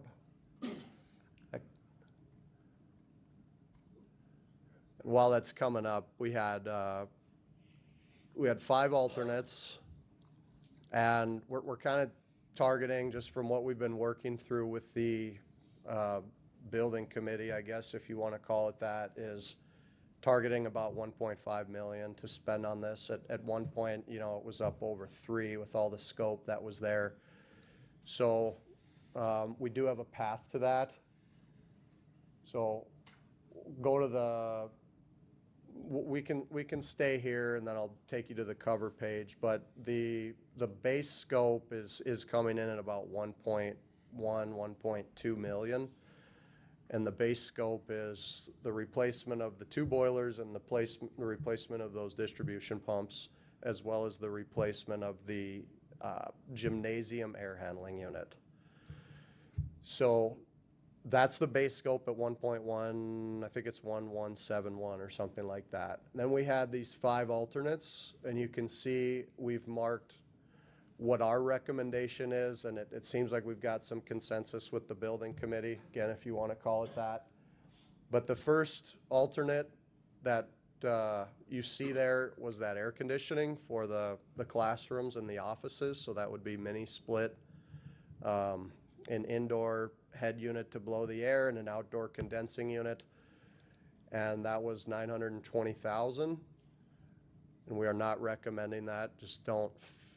Personally, just looking at the dollars that are available that need to be spread around the district, and based on maybe some other feedback that we've heard here at the board, not recommending that one.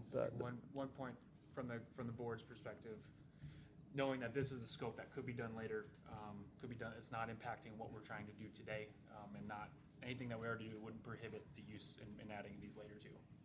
Yep, good point. Thank you.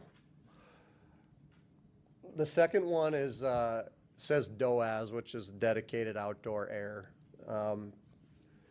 and that is rooftop 2. So rooftop 1 was the gymnasium, and rooftop 2 is this dedicated outdoor air for the classrooms. And feel like that is going to improve the learning environment. It's going to provide better air quality in there. And the other thing it's going to do that we had Steve Guklich come over for the pre-bid, and he identified some outlying areas.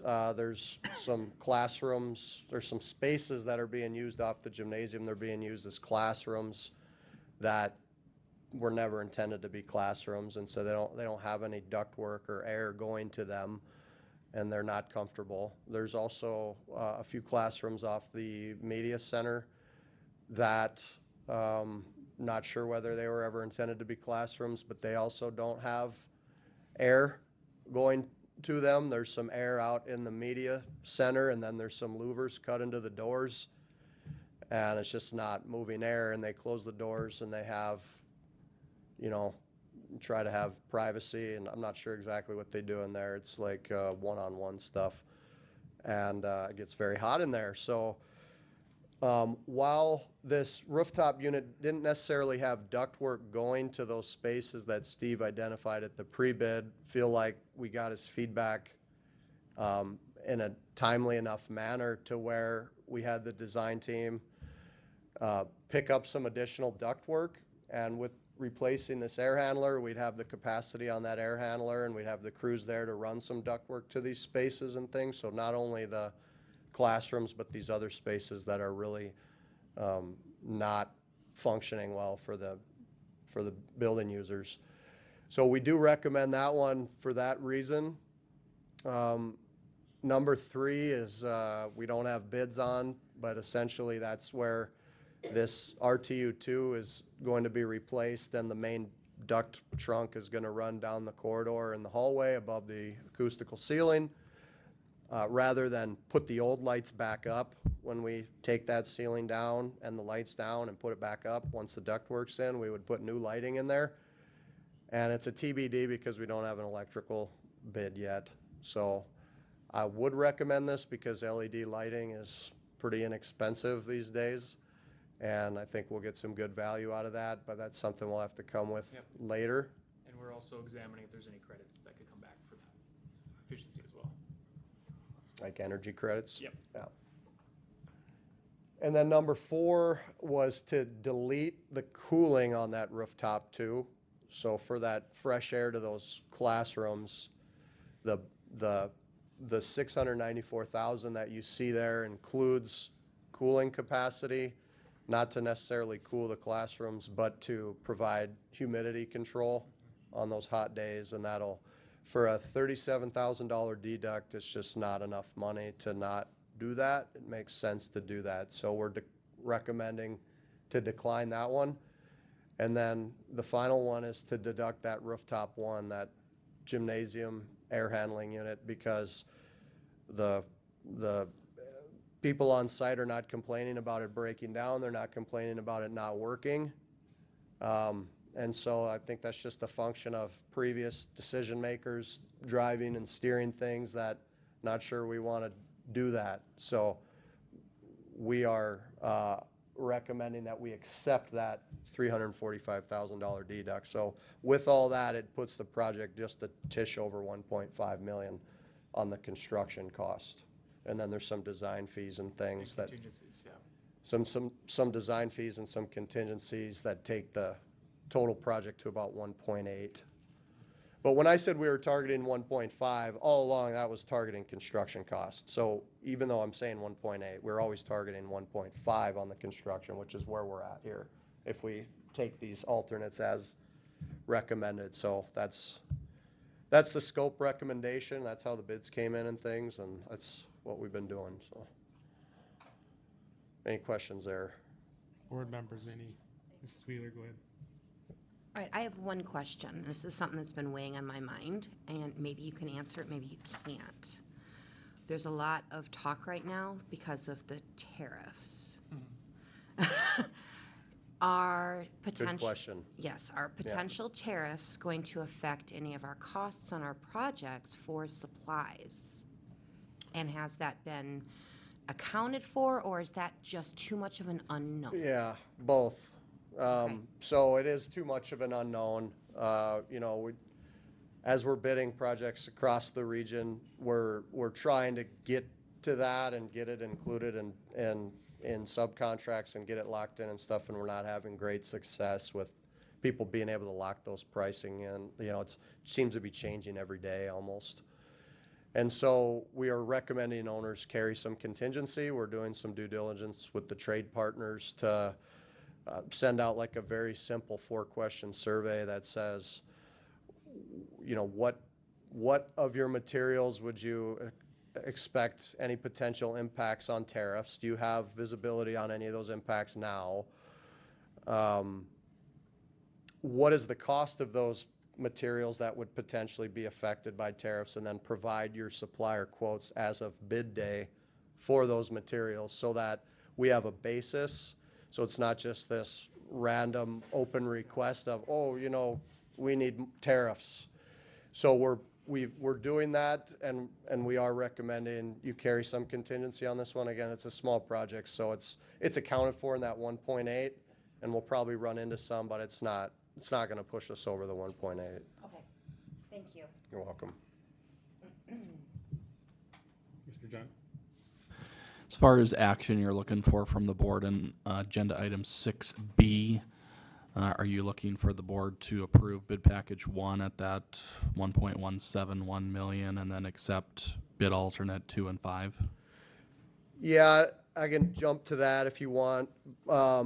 The GMP is actually going to be 5 million something because it accounts for the previous work. We're working under all the same prime contracts. So I was going to point that out when we pull up that attachment. But so it's 1,538,000 is what we're asking for approval here tonight, which would include the base bid with the alternates as we recommended, which again takes the total deferred maintenance contract with J.E. Dunn up to 5 million and whatever that number is in that amendment. I don't remember exactly, 5 something. Oh.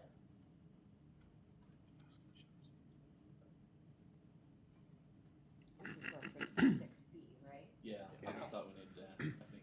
Yeah, Mr. Lippitt's going to leave, so if you have any questions for him. Understood. Yeah, I don't have any questions. I just wanted to make sure that I was correct in my thought. All right. Okay. Here as long as you want. All right, so I'll come back up then in part 6. I think, I just one more mention before I need to run, but as far as user experience is always kind of bottom line of what this is going to be. We do feel this will increase the comfort levels and also the learning space in general, right? It's, you know, I know there's a word cooling in the accepted alternate. Again, it's primarily for dehumidification. It's something that we'd recommend in any building that's coming forward. It's almost a standard within these structure, these pieces of equipment now to have this level of cooling within them. So not that somebody's turning it down to 65 degrees and getting a nice chilly room. It's just kind of taking the edge off of the room itself. So again, I want to thank staff for direction and working through this with us, and we're really excited to move this forward in the next chapter. Should mention one more thing. So another reason we're making that recommendation on that rooftop unit is because the rooftop unit that feeds those classrooms now, a lot of the main ductwork runs through that boiler room, and it's really congesting that boiler room. So that option declutters that whole boiler room, gets that ductwork out of there.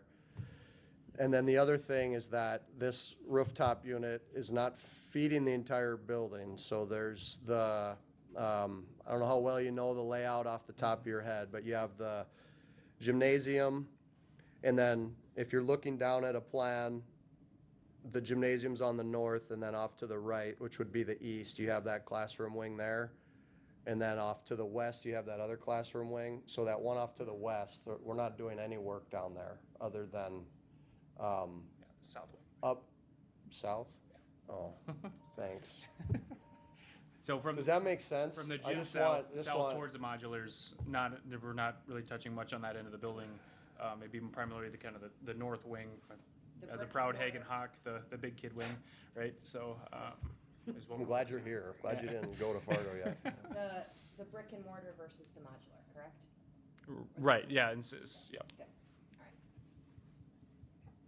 All right, that was all. Thanks. Any other questions from this end of the table or comments? Okay, Thank you. thank you, guys. Thanks. Okay, do we need a restroom break or do we want to move on to the boundary presentation? Yes, please, bathroom. Okay, we're going to take a 5-minute recess and we'll come back with Mr. Schwartz and the school boundary presentation.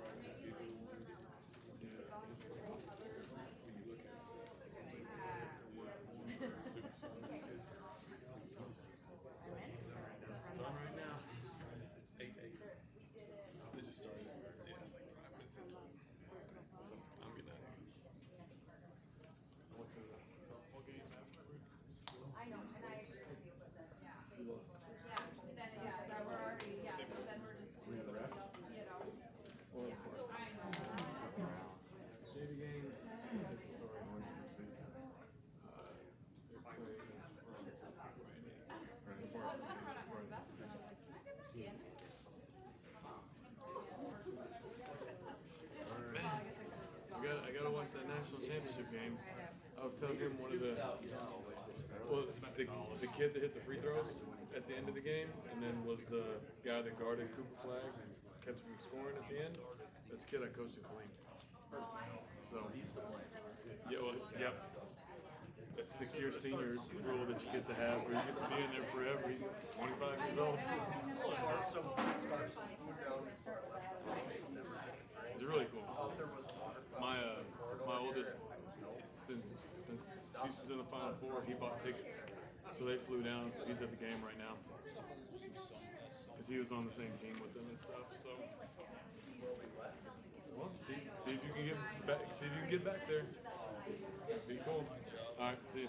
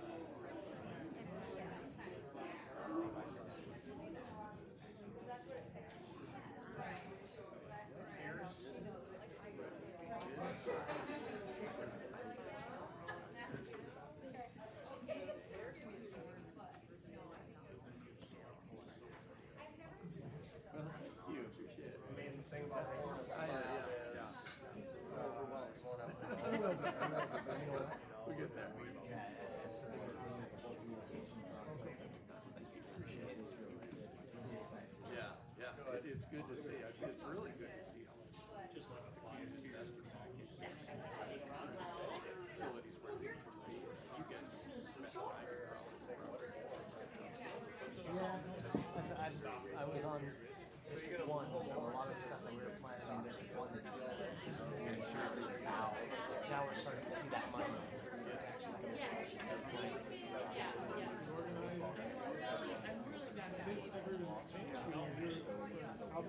Yeah, I managed Albertsons. I've been working for them for 36 years. My wife grew up here. She's like, oh, okay. Yeah, he eats it.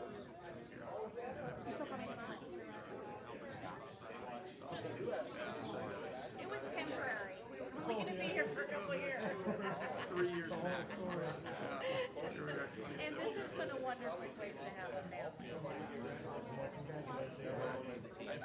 It's exciting. I slept till 11 today. I set my alarm for 11, and then I went to bed at 10.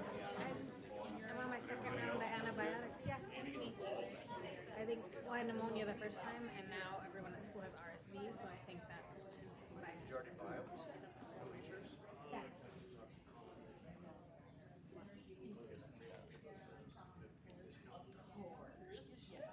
Guessing so. Yeah.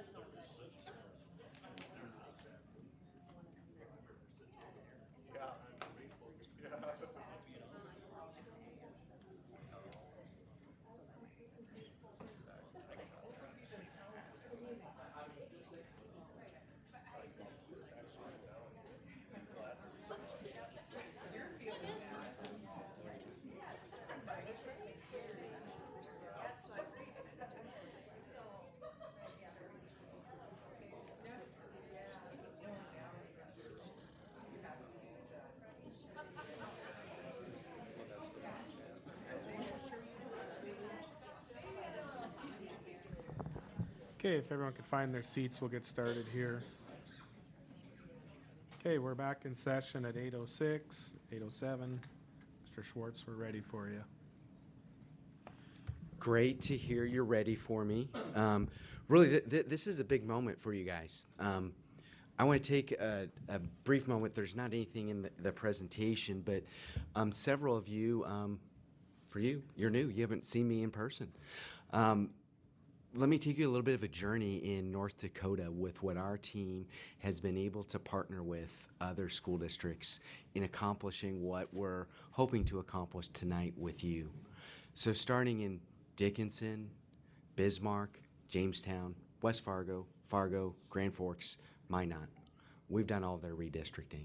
So I start that tonight so that you're aware that we know this is maybe not the best plan. It's the best plan that we can create with the given conditions, right? We can't change where our buildings are. We can't change where our kids are. That's happening, right? We can't change the fact of we are a growing district, and with that comes some pain. And so some of these things that we're going to be discussing tonight take some very large items that I want you to fast forward to. We're at the North Dakota School Board Association, and we're presenting to all the school districts in North Dakota. What is our story going to be? Our story is going to be of death, right? Our story is going to be about administration changes. Our story is going to be about how do we benefit all the students in our district, and how did we accomplish that here in Williston with a grade configuration change that's unified for all of our elementary buildings, and creating some of the things that would be considered in a Class A district in North Dakota. These were things that when I go back to the first times that we were working with you as two different districts, these were things that we dreamed about and we didn't think we would be able to accomplish. So I want to thank you as a board to committing to this, listening not only to what RSP would be recommending to you, but listening to your administration and listening to your community to try to work toward this plan that we're presenting to you tonight as a recommendation to think forward into 26-27. And I want you, with one last thing before I jump into the presentation, to think about. Really, there was a lot of forethought into this, that probably one of the best recommendations to listen to was set this boundary a year before the school opens so that we could celebrate the first lasts. I want you to think about that. The first last. This is an opportunity for students that are going to be changing because of all of these different elements that we're trying to adopt for the 26-27 school year. This gives the opportunity that they can experience those first lasts, those times of going to those different celebrations that you heard with Garden Valley. Those are really special moments, and those are what make each of those buildings a real incredible place to be. So I want to throw that out, because sometimes we get lost in these conversations about what we personally think about these boundaries and how it's going to impact us as an individual. But as a board, we've always been talking about how do we make this system better for everybody, and this is one huge step. We still need another elementary building, right? So we still have more to do, but this really sets things in motion. So if we start off with this presentation, I don't like that spinning wheel. I know, spinning wheels, it's the death. So while it's spinning, I'll just start talking, and we'll catch up to the spinning wheel when it happens. But tonight I'm going to give you some background to the process. We'll talk about the survey results, and then I'll go over what's in the actual plan itself. And so one of the frameworks that we established in this process was ACE. So you heard some of that with your strategic plan and with, I have my paper copy. I know it's spinning up there. I don't know if you guys have it in front of you. No, it's spinning. We're stuck. All right, you're stuck. All right, so as you guys download this, so we have this ACE concept of academics, culture, and economics. And all three of those are a part of this, right? We don't have an empty checkbook to be able to say we're going to build that second elementary building. We don't have an empty checkbook to put additions and enhancements to all of our buildings. So we have some limitations with our economics.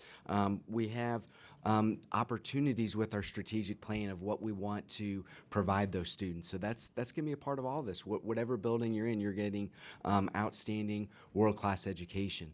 The cultural thing is where you get into this with boundaries. This comes into your perceptions, right? Because I remember I gave money. I remember spending time and having all of this investment with teachers and parents and students, right? So this is what I hope is people saw what you saw earlier this evening with Garden Valley. This is happening at all of your buildings. There's incredible things happening. So that's that ACE concept that's wrapped around all of this. The next thing was our process, which had many different colors. And again, a credit to you, the board, saying that we needed to have these different colors that represented different parts of the community. Now, were there moments when we had public inputs? Would have it been nice to have a lot more people there? Absolutely. And I think this is where, with the wisdom, the collaboration with administration, we had multiple surveys that community members could fill out. And it ranged from 400 to 1,000 persons with the different surveys we had. So that was a way we tried to bridge that, where people had busy schedules, couldn't get to it. But quite frankly, I bet a lot of people just couldn't imagine what will boundaries actually entail. What impact will this have? This is 2026-27. Why would I be concerned about this when we started this September 2024? So there was that process that maps out what this looks like and how we've created this journey to come to you tonight here in April. We also had some guiding principles that administration and the board signed off back in September of last year that got into multiple things that set the framework for what we had to consider, right? So all of the district, not just a portion of the district.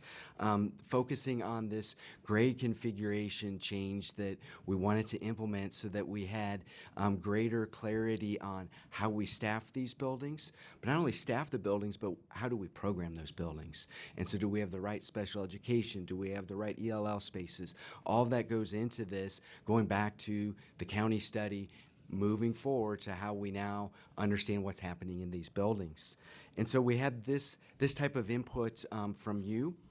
We also had 9 boundary criteria that helped establish the metric of whatever plan we were creating, how could we look at it with some data. We didn't want this just to be a Jason plan. We didn't want this to be an RSP plan. We didn't want it to be a board plan. We wanted it to be a plan that is going to be able to be successfully implemented in your community. And there's going to be some pain there. And I think we're going to always fall back to Missouri Ridge. When we had that boundary setting here a couple years ago, there were a lot of people that didn't want to go to Missouri Ridge. Well, we're going to have to do the same thing that Missouri Ridge did with each of our buildings moving forward, and that's having open houses, communicating what is going to happen in these buildings. And if we do that, people will be sold on what you all know as board members that's happening in each and every building. Will there be some pain with different routes, babysitting, fill in the blank, right? There's a lot of nuances to this that will be some one-offs that we'll have to be thinking about. When I say we, administration, how do you work through that? But we have these prioritized boundary criteria. The top 3 were neighborhoods intact. So when we think about whether it's an apartment complex, a mobile home, single-family development, making sure that they would be completely assigned to a boundary. With demographic considerations was our second, so trying to create a balance without doing a checkerboard effect of our district, because that would be even worse with our transportation. What page are you on? Oh yeah, what page? Page 8. The third was projected enrollment and building utilization. I'm going to talk quite a bit about that. And let me just jump into that, because some of the things that we really are lacking is our plan doesn't quite go as far as we need it to go with capacity at the elementary level. And we knew that from the onset. Remember, we were talking about this in the bond referendum, that we really wanted 2 elementary buildings and how that would address a lot of our portables and having the right spaces. Well, that didn't happen. And so when we look at capacity, we have challenges that when we go 5 years out, for instance, with our K-5 enrollments being almost 3,000 students 5 years out, and having capacity, even with the new building, at about 2,900, we're short. And that's not even the best capacity, that's just how we use space. So there's going to be ongoing challenges that we have, and that's even factoring in some of the things that we're seeing as one-offs in some of our analysis. We didn't know when we did our fall analysis, was there going to be some things that you see to the extent of immigration. So there's some other elements that as we move forward, we're going to have to use data to modify. So again, we know there's capacity challenges. We know that when we look at the middle school, a lot of this helps alleviate our middle school challenges, right? So we're already very full there. Having the standardization of grade configuration gets us in line with what we want to see in our elementary buildings. But even as we look at our capacities at the middle school of about 1,600 between those 3 buildings, when we get out to a 6-8 building, we're right at about 1,400 kids in 5 years. So we're full, using spaces that maybe are not ideal for all 6-8 students, right? So I want to bring that into the conversation. So page 8 was the criteria. If we go to the next page, now we're going to talk about the survey. Before we get into the survey, any questions about that back end stuff with how we did it? I'm pretty straightforward of how we got here. Board members, any questions? All right, outstanding. All right, the survey. So again, the survey, we had about 450 persons that completed the survey. On this page, you'll see what the respondents' makeup was. They could choose multiple options. So you can see, were they community members? Were they students? You can see on that bottom visual of how people were taking the survey. We had a nice rush of persons at the last couple days. I think a communication went out by Paula to say, get in, take this survey. We want to hear what's going on. And then you can see the breakdown of where they associate their elementary. If we go to the next page, we got into what do they think about the revision of the map, right? And so we're kind of split. There's a majority saying they like what the revisions are. That's 191. There's still 161 that didn't support it, and there's 93 that would be kind of neutral. So maybe their kids weren't impacted. Maybe they're already in middle school, high school. You can see the next question that we had, understanding the concept that we're trying to balance enrollment between buildings, knowing there's a limited number of district-wide space. I expected there would be a mix of, with 5 stars being, we have this issue, 1 star being there's no issue. That's maybe not understanding how we use our space, right? There's core space, there's elective space, and then there's other special programming space. We're full, and no matter what building we're looking at, they're using the spaces differently, right? We have portables.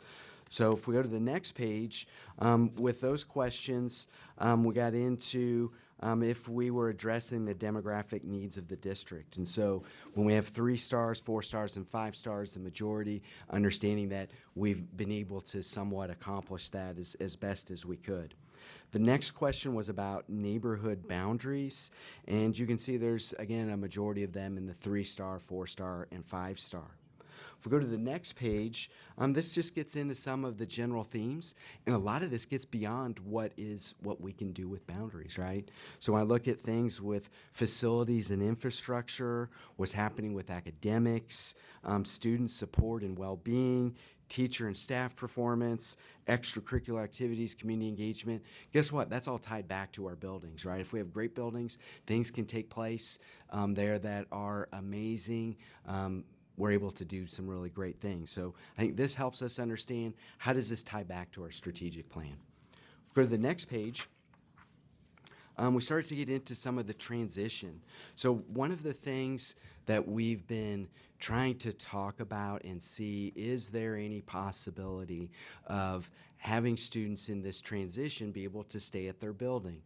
Well, that's kind of a sticky wicket, right? So let's just start with the new elementary building. We need students there, right? And we need them to be there in a place where we're efficiently running that building and not creating constraints in other buildings. We also need students at Missouri Ridge. And if everybody wanted to be at their closest building, we wouldn't be able to accommodate them. They would have to go out to Missouri Ridge and Garden Valley. We just don't have enough space in town and close to town for that to happen. So as we look at these transition details to understand what the community was seeing as they went through this, the first question about grandfathering to try to create more balanced class sizes and diversity across schools, you saw more people with a strongly disagree. If we go to the second question about how they feel about allowing students entering 4th grade in the fall of 2026 to remain at their current school, even with boundary changes, more people want that to happen. In fact, as I was eating today, driving through the community, intermingling with people, that was probably the one thing I heard was, is there a way we could keep those kids here knowing that there's a boundary change? Well, again, remember what I said, go back to next year if we're in front of the School Board Association talking about this. We're also going from a school assignments opportunity to you're in a boundary. So we're gonna have all sorts of stories of what those challenges are and also what those opportunities are, right? So this gives you a standpoint of, if we could accomplish that, there would be more people in favor of that, right? So if we go to the next page, where we ask the question, how do you feel about allowing siblings to stay at the same school with one entering 4th grade in 2026? Again, more would say they want that. Well, I think to the person that spoke in open public input, wow, if I have a lot of drop-offs to do, I only want to go to one place, right? So that becomes part of the sticky wicket of these student options, is they start to filter into other things that when you want to accommodate one component of a request, it starts to get a little bit more challenging. Specifically with one of our goals is to have standardized class sizes no matter what building I'm at. And so that was kind of one of the things that we're trying to get at here, is to have a deviant between class sizes more normal. If we get to the next question we had, how do you feel about families of grandfather students being responsible for their own transportation to and from school? They all said, yeah, we would support that, right? So again, trying to say we'd like our kids there, and there's a lot of good reasons for the social well-being, right? If we go to the next slide, we had three more questions on this survey. So how do you feel about increasing class sizes to allow currently enrolled students entering 4th grade in 2026 to remain at their schools? A good majority are neutral to forward. Well, if I'm a student, or not a student, certified staff, I'm like, that's probably a bad idea, right? We already have limited space, and now we're gonna add more kids. So again, bring that into the context. Next question was, how do you feel about increasing class sizes at elementary schools to keep the siblings paired together with one sibling entering 4th grade? Again, following the same theme. Yes, we'd like to keep them there. Next question was, how do you feel about allowing elementary school staff members to have their own children attend school where they work, even if they do not live within the school attendance area? And a good majority were saying that's a good thing, right? And we know that's a retaining and recruiting tool for every district when you can accommodate the limited staff, right? It's hard to get staff members. If we go to the next page, this gives some of those different feedbacks. that, again, as we get into the plan, we try to look at some of this stuff, but again, I come back, where are the kids living? Where are our buildings? Where do we have space? And it's a very large challenge, which is why we're hoping that within the next 3 years, we're talking about, hey, the next elementary building, right? And where is that, and how do we start looking at boundaries, and how do we start talking about what space means for these students? So if we go to the next page, that's an intro to the boundary concept. Any questions about the survey before I get into this next piece? Board members, any questions? May I? Yeah. Looking at this and rethinking about it and looking at it and listening to you speak, it sounds to me like a lot of parents want grandfathering. Absolutely. They want to keep their kids where they're at. Correct. Okay. Correct. And I have some visuals that'll help drill into that, where it's a challenge. It is. Okay. Very good. Thank you. All right, so if we go into this section, next page, so here were the objectives that we had. So our first was to establish neighborhood boundaries for all schools for K-5. So remember, that's a great thing that we've been talking about. Planning for the opening of Solon Elementary in 26-27. People today were saying, hey, it looks like it's ahead of schedule. Are you going to open up in 25-26? No, there's no way. I know Nick's not here. I won't promise him to that. But 26-27, it would be open, right? We want to balance enrollment and demographics between the schools. And then we want to set the stage for future facility planning endeavors. So that might be a new building, that might be additions. We didn't want to go backward. We wanted something that's going to be forward thinking, that we're not having to redo everything moving forward, but we have some constructs that make this happen. If we go to the next page, we want to just start where are we at with our current enrollments and what it would be by school. And so one of the things that you notice when you look at this table, we don't have any students yet at the new elementary because we have them pushed into what that official enrollment would be now. So again, wanted to illustrate we have capacity issues. I always like to take the moment to thank the community for passing the bond referendum and saying we need space, we're building this, we're delivering them what they've asked for, and I think it's going to be pretty awesome when that building opens. I hope to be here on that day when you have that grand opening. Next page. Wanted people to see what's happening with enrollments from the past to now, and then moving forward with our projections over the next 5 years, so you can see that by grade. When we come back and do our next enrollment analysis in 26-27, if we don't do one sooner, it's going to be focused on what does this start to look like by building. Right now, we're just doing it by the grades. So we can see where things are headed in that direction.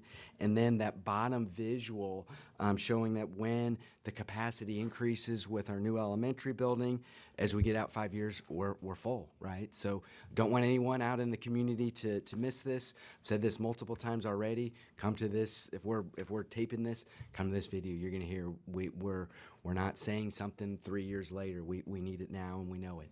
The next page gets into what the current demographics are. Again, this was our baseline as we look through things. If we go to the next page, this shows what our boundary is for Missouri Ridge. I know some people I didn't know we had a boundary for Missouri Ridge because of our school assignment. And you'll see that. We show you some visuals. But we assigned this. And remember when we signed this several years ago, this boundary was created because we needed to get kids where we had space. It's a great building. It's newer. Once you go out there, it's a beautiful space, right? So that's the map. Let's go to the next page. This was the one that we really started showcasing how we started moving and creating the boundaries that were explored in this process based on where the school assignment was taking place. So this was looking, if you go back to our enrollment analysis that we would do with you, and we have these small geographic areas, where was the majority of those persons that had school-age children, where were their school assignments being located to. So that was this map of pretty colors to associate to each of the boundaries. If we go to the next page, this is where I wanted you to see that we're going to have different transportation issues with this new plan. But when you look at here where we've zoomed into Hagen and the high school area, look at all the different colors that are here. So we have households going this way, that way, right? It's every way, right? So I want you to see that, yeah, even though we showed you the majority before, we already are having a lot of school assignments that we're going in different places, causing a lot of unneeded congestion on the streets, probably creating more wait times, all sorts of things, right? So there is a method to the madness of this plan that when you start to see this in the future, we shouldn't see any different colors. They should all be going to the building that we've assigned them to, plus or minus some things that maybe they can't get programming, right? So IEPs, those type of things. Next page.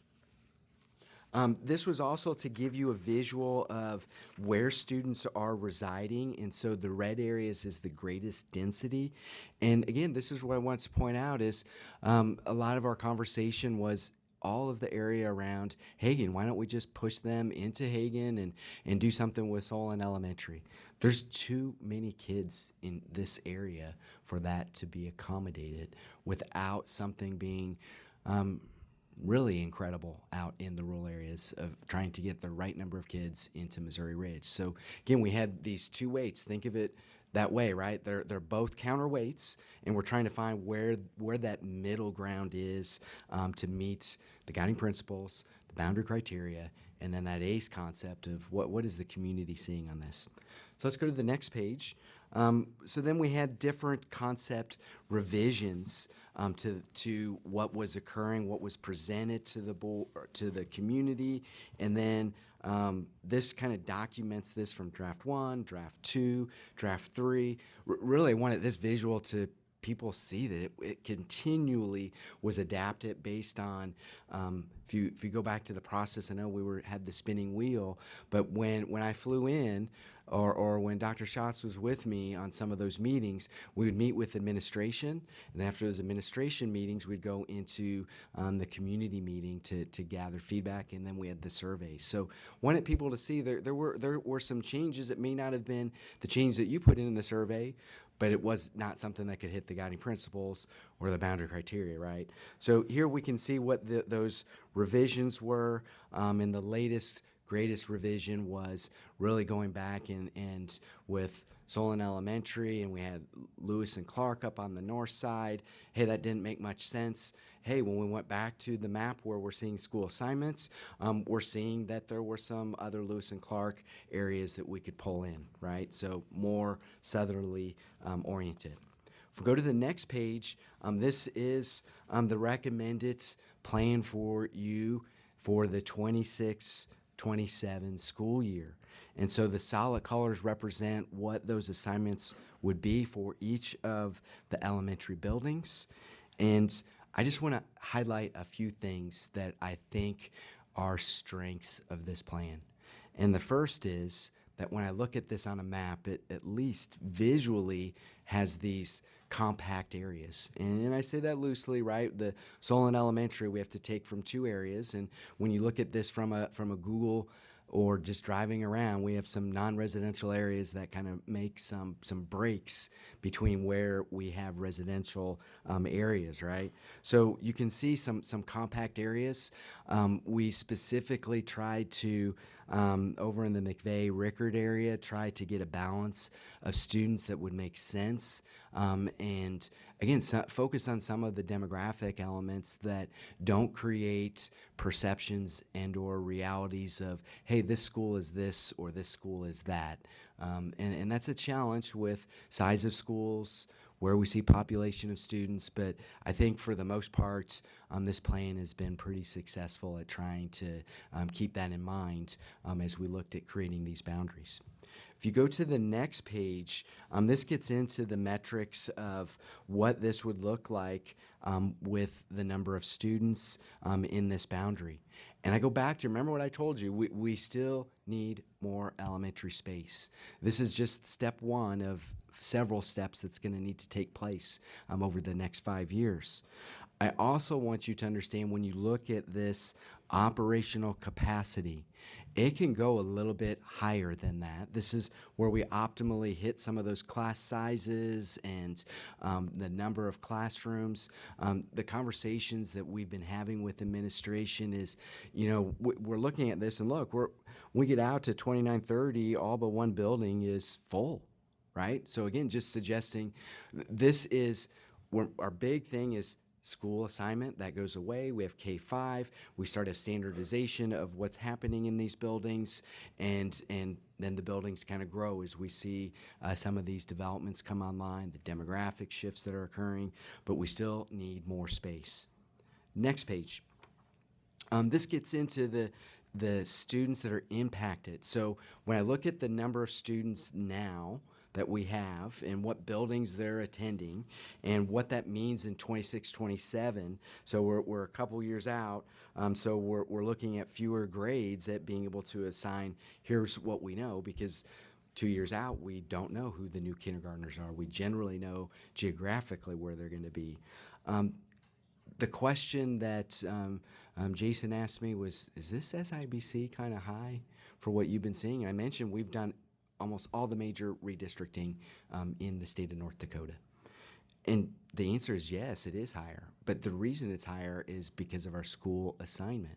If we already had boundaries, this number would be significantly lower. So again, this is where I'm telling you, this you're different than the other districts in North Dakota. You already knew that, but now you're hearing me as third party out of Kansas City telling you you're different, right? And so this is why that SIBC is higher than what we typically would see in a process like this. And so this is the growing pain. This also reflects back to the survey, right? So if I'm already at the building, can I stay at the building? Well, I'd love to say you can, but all of our analytics that we've been working with administration, it's about impossible. It literally would be almost like a lottery system, and then B, it would be case by case of, oh, you've moved out of Hagen, so now we can move someone in that is over in Garden Valley, right? It would be an administrative juggernaut to be able to have an open student option grandfathering. So if you Google any of these projects that we've done in North Dakota, some of them have a very robust, probably Fargo is the most robust, student option. That can happen when you have space. We don't have that luxury. We need kids to go to these buildings so that we can provide the quality education that you want to see in each of these buildings. Next page. So when we looked at, here gets the demographic breakdown of what this would look like with those students, and then it also gets into, and we showed the current free and reduced lunch, what that would be like if they were assigned to these buildings. This is just shown. We absolutely can't do anything to change those numbers. They are a protected class of persons, so we can't use that as a metric. We're just showing you here at the end, this is what this may look like, and that then allows administration to start thinking about what resources may need to be at buildings or what resources change from buildings because there may be some changes of how you get access to some of those dollars. Next page. Summary. All right, I like this. So summary, I give you some advantages of the attendance boundaries. I illustrate by bullet points on what the plan is addressing, and I want to just focus on those last two things. Communication. This is our element to again tell people you've voted for this bond referendum. We're having this building.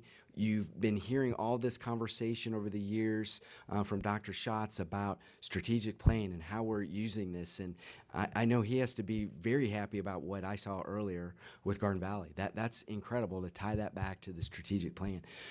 This is part of that, right? So how do we communicate that to the community that, hey, we're making these changes. It's going to be painful, but we're going to be there with you. Our staff's going to be there with you. The board, we're there with you. We're going to make this happen.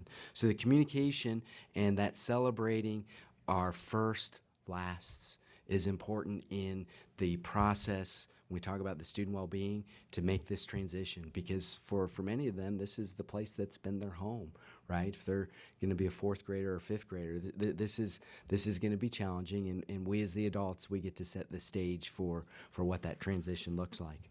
The next thing with that future action, I don't want you guys to pull back because we have a plan.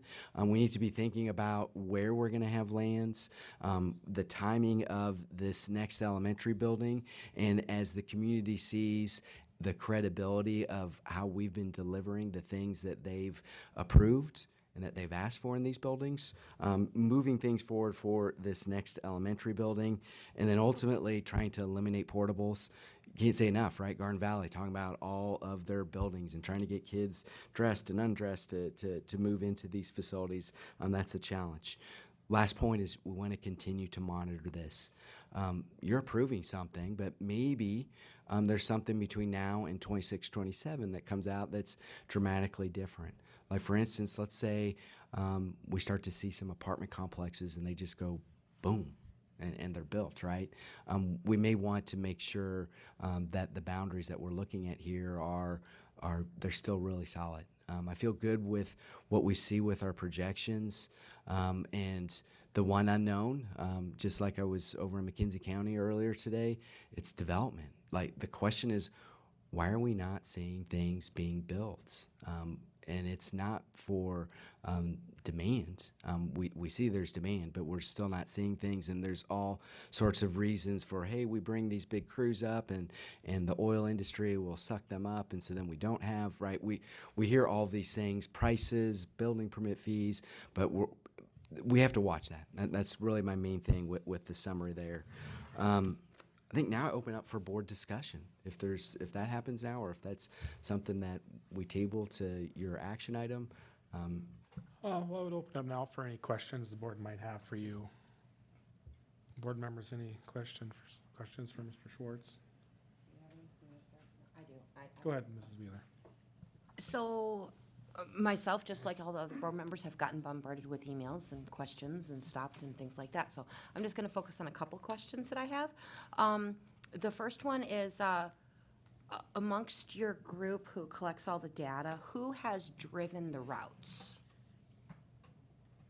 So when you say routes, are you talking about like bus routes? No, like from hotspots to different schools. So a prime example would be next to Hagen, out to Missouri Ridge. Who's driven those routes, and what times of day did they do it to see how long it took to drive it? Good question. So when I have been here for the tours of what's happening with development, meeting with the cities, I've tried to drive those in the morning, and I've tried to drive those also in the afternoon to get a sense of what the congestion is. And it's chaos, right?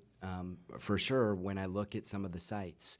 So there's some things that need to occur for the sites, and there's some things you just can't change, right? With the compactness of some of the sites and how it naturally spills out onto our road system, there's maybe not a lot that we can do with how that may look, right? So there's different things we do with cones and whatnot. So we've tried to understand what the current traffic patterns are. That's why if we go back to like page 9 or 10, where I break that down with how the people are moving, it's going to be uniquely different on the system. That's one conversation. The second conversation is what's it like on the sites. Yeah, absolutely, absolutely. I've driven them too, and I found it to be a nightmare. And I've had a large amount of people reach out to me who live on the, what would it be, the west of Hagen? Towards the high school? Is that west? Thank you. Towards the west. That is an area that, according to your map, is slated for Missouri Ridge. Yet Hagen is 2-3 blocks away in some cases. In some cases, some of those families can stand on their porch and see that school. I understand that pain. When I moved here, my children started at Hagen. I could see the school from my porch. 2 years later, they were moved to McVeigh, clear across town. My commute went from 1 minute to 25. And that was based on the school assignment, is that correct? No, it wasn't. It was based on the fact that I had a daughter in special education, and I didn't want to separate them. Okay. But it was difficult And also a lot of parents say we have to rip the Band-Aid off. We have to get this done. I want boundaries. I desperately want boundaries. But I don't agree with this section where the high school is. That's too far. So the first thing that I want for everybody to understand that comes into this conversation, we're not newly slating this area to Missouri Ridge. So when we created the Missouri Ridge boundaries, they were to go to Missouri Ridge. Yeah. So as you dig down through those layers, we can't put them all at Hagen or Solon Elementary, right? So, and we need kids at Missouri Ridge.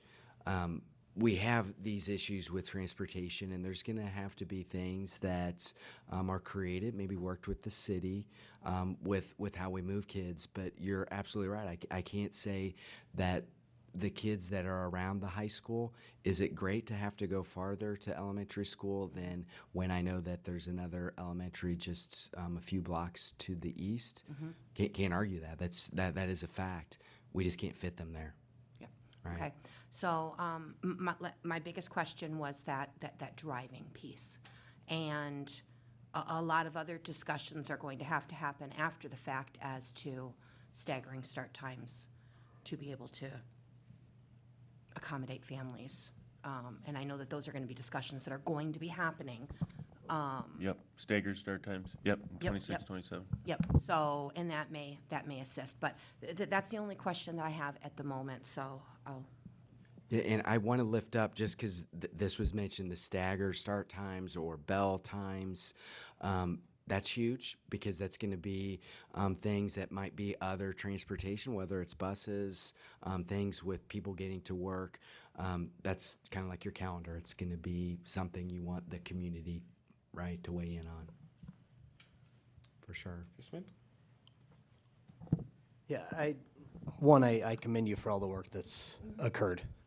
The team, the district staff, everybody that's been involved, the community that showed up.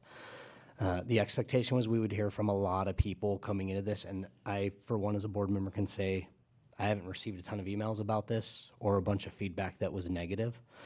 I've received a couple, and I do take those into account, but overall, we have paid professionals to do this. One of the big issues we have is we were two districts that became one. School locations do conflict with what in-town would like to see. But we have to fill those outlying schools. And the one thing that I would say throughout this process is when we first did the original boundaries for Missouri Ridge, we heard people didn't want to go there.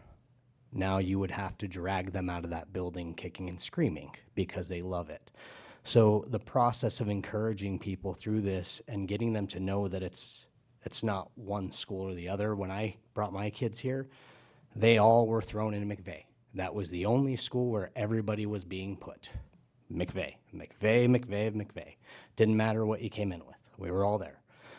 Crowded, put in until somewhere else would open up. My kids loved that school. We heard nothing but bad things about it going into it. They absolutely loved it. So I think as board members, the process to this is going to be very, very encouraging, that we are excited for what's to come because we have some great building administrators. We have some great educators in the classes that will welcome these kids in, that it will be an interruption, it will be stressful, and it can cause some strife in the household, but us coming into it and really, really surrounding them with that support, which I know our educators do on a regular basis, we cannot get around this. This has to happen. And so I would encourage families to be just as excited at home to let your kid know you're going to go to a great facility, because we as a board, we get to lead the way. You know, I know not all of us are going to be happy with where our kids are put, but we do get to lead the way. Thank you, Mr. Swint. Mrs. Kilgore? Yeah, I guess, I mean, just kind of echoing off to what Ms. Wheeler was saying, that, it is, I would say the biggest challenge, the biggest hurdle is going to be that Missouri Ridge area. Personally, I've dealt with a situation with that years ago, but I know people in that area who do live 5 minutes walking distance to that school. So that's going to be tough, and my fear is maybe we lose them to, other great schools in the area, but, or they homeschool or go to St. Joe's or Trinity or something like that, and they're no longer a part of, the school that they're at, or even Missouri Ridge. So I do kind of worry about that, but I do think boundaries need to happen. I really do worry about that Missouri Ridge piece. So, and it would just be interesting to see what the phasing and the grandfathering would look like if we could, which I understand that's, conversations that's going to happen, but it would be nice to kind of have the whole picture, even though we can't. More of a comment. Thank you, Mrs. Kilgore. Mr. Barsh? Just kind of a comment as well, kind of thinking about what we're trying to accomplish here, and that we are fighting a battle of controllables and uncontrollables, kind of a lose-lose, but which do we lose less that gets us to narrow down those margins. I just ask that we think about the big picture community, what our goals are, what our near goals are with the second elementary school, and then focus on our people to connect the dots. We have a process right here that is going to be very strenuous, stress-inducing, and what gives me some confidence, and I think I have a unique ability to be objective because I don't have any kids in the schools district right now, but what gives me confidence is that we do have personnel in our buildings that will be able to connect these dots. And as we go through this growth transition, it's going to rely heavily on our households and our families and our building personnel to help us carry that transition, because we are fighting a battle of uncontrollables right now. So we just kind of have to be mindful of that. Thank you, Mr. Barsh. John, did you have your hand up earlier? I don't have any questions for Rob, but are we making comments in this section, Mr. Renner, or do you want to go to 6A? You guess you can if you want. Okay. Do you do it now or when we get to 6A? Okay.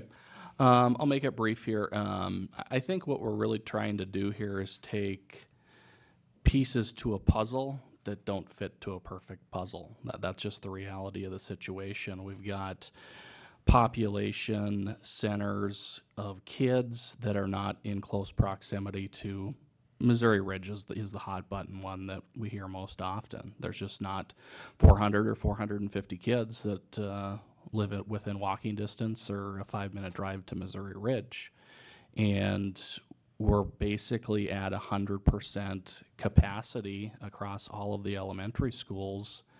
Day one, we have to fill that school near to capacity because we don't have capacity anywhere else. I'd love to take 32nd Avenue over to 48th Avenue west of Hagen and put those kids in Hagen, but we're at 427 students and capacity's 429. There's just not capacity to do so, and I know we're not tackling the grandfathering situation here this evening, but as I see it, there's really no grandfathering to be done.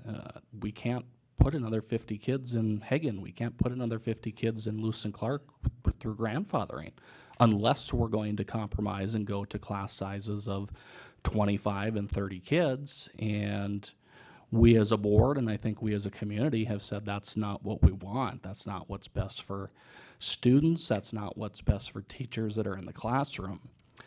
So I'm going to support the map here tonight. I'm one of those households out at Missouri Ridge. I'm pretty far north, actually. We've got multiple drop-offs. We've got one at Missouri Ridge. We've got one at Central Campus. On a good day round trip, that's probably 30 to 35 minutes for me. I get that. I sympathize with that. Unfortunately, we've got a school that's very far north in the district, and we don't have a lot of students in close proximity to that. That forces us to come south into the city to fill that school. That's just the reality of the situation. And when I cast my vote here, I can't think of it as how it's going to impact my household. I've got how it's going to impact 5,300 kids in this district. And we got to do what's best for all the kids in the district, not looking at it just how it's going to affect my household or on an individual basis. So I certainly do sympathize. This isn't a perfect plan, as Rob has alluded to. There's not going to be a perfect map that's going to make everybody happy as it relates to this. But I think there's been a lot of time, a lot of effort, a lot of input that has been taken into account. You've seen the map revisions. Every time I think we make a revision, it might make some of the people happy that there's been input on, and then on the other hand, you know, other people are not so happy with that. So definitely appreciate admin as well as the community that's came out and given your feedback. I think this has been a very well vetted process. There's been a meeting at every elementary school for people to provide their feedback. There's been several surveys. So I think it's been a very well vetted process, and would ask my fellow board members to support this map as it sits tonight. Thank you, Mr. John. Mr. Schwartz, I couldn't find it, but what's the amount of percentage of kids that will be moving? So if we go to page, it's going to be our SIBC. And so if we go to page, Is it on page 30 is what they're saying. Let me get my bearings. I think it's page 29. Actually, page 30. And so on this table, what we're showing on there is the students that reside, and then column B is where they currently attend. And so what we're trying to get at is, are you already in the attendance area? And then if you're attending outside of it, how many students would be going to a different building because you're not in that boundary?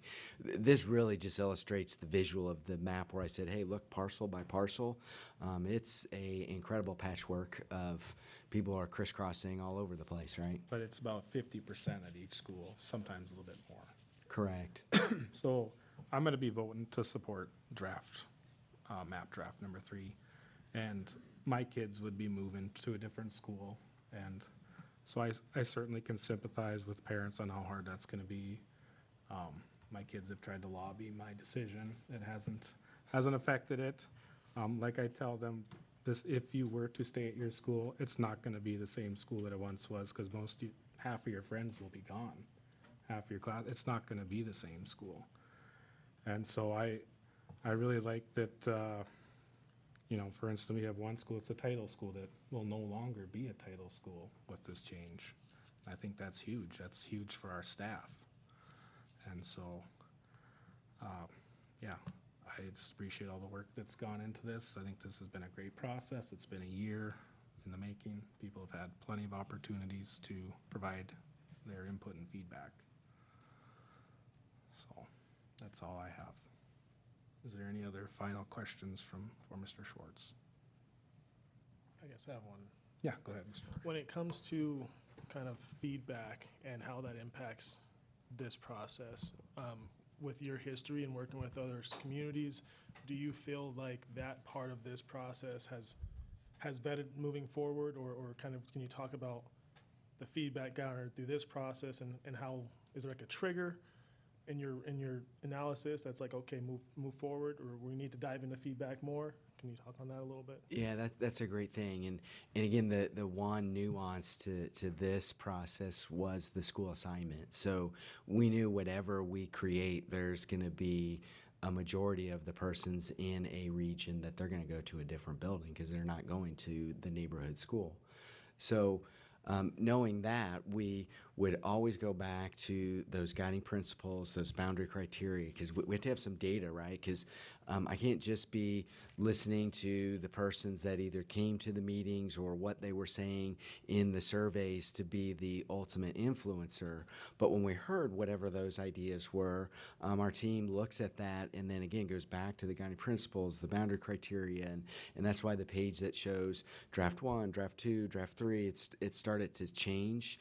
The most unique thing about this with that school assignment was we used where parents are feeling where they're going to school, right, where that assignment is, to try to say that in combination with being close to a building, short of this area around the high school, we were able to accomplish that.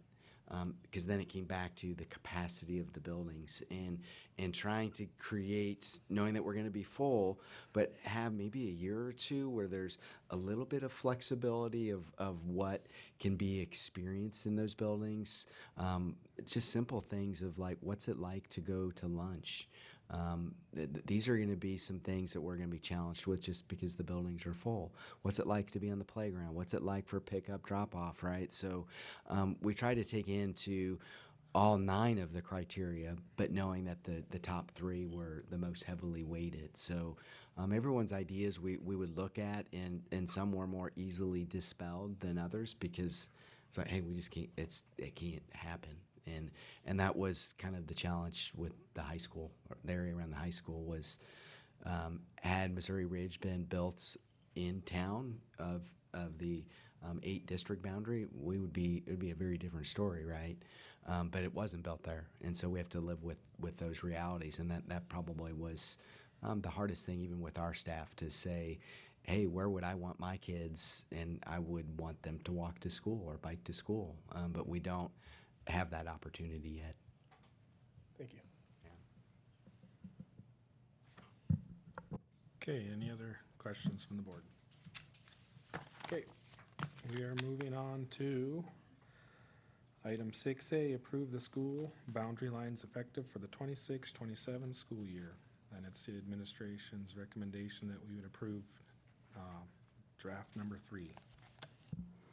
Mr. Chairman, I'll make a motion to approve the school boundary lines effective for the 2026-2027 school year as presented with draft number 3.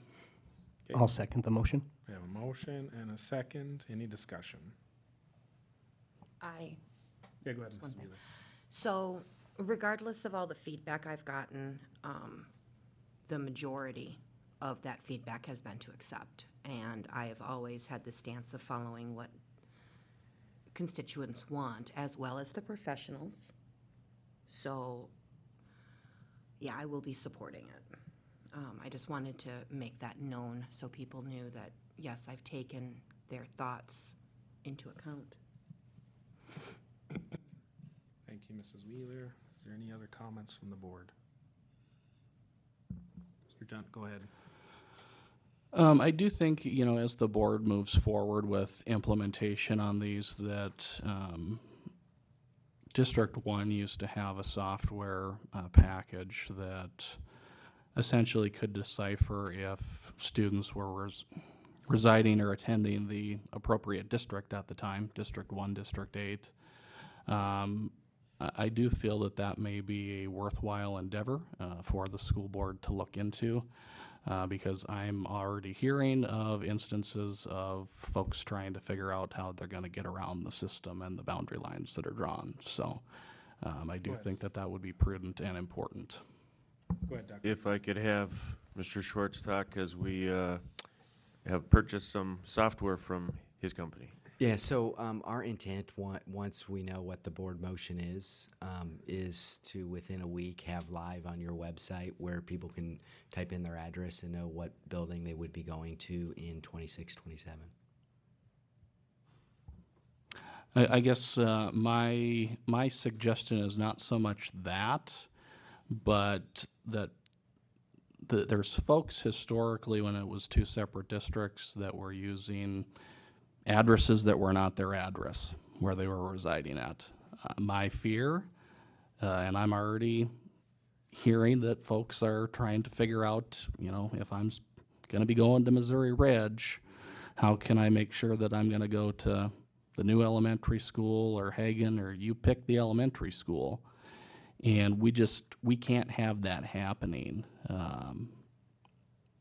If they're within a certain boundary, they need to be going to that certain school. Mr. Swinton, go ahead here. Really quick. So we had a wonderful software in District 1 because we had encountered this quite regularly.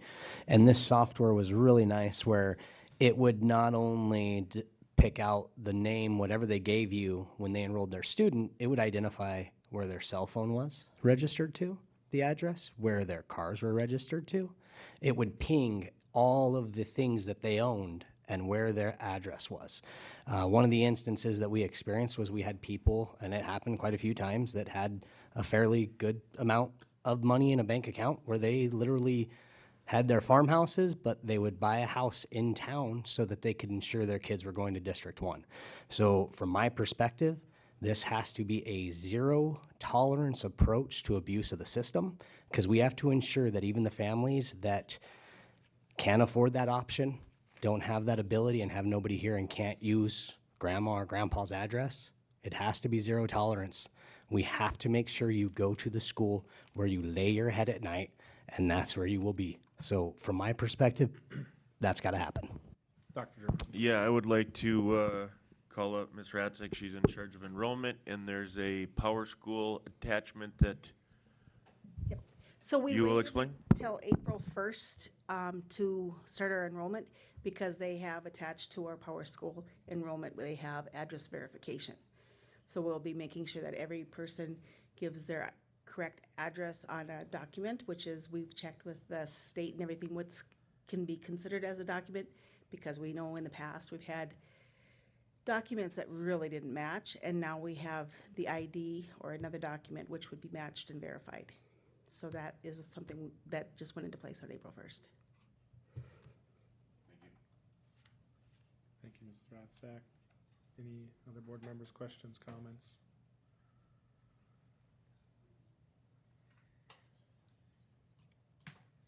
Okay. Hearing nothing, Mrs. Langford, you can call the roll. Wheeler, Aye. Swint, Aye. Kilgore, Aye. Junt, Aye.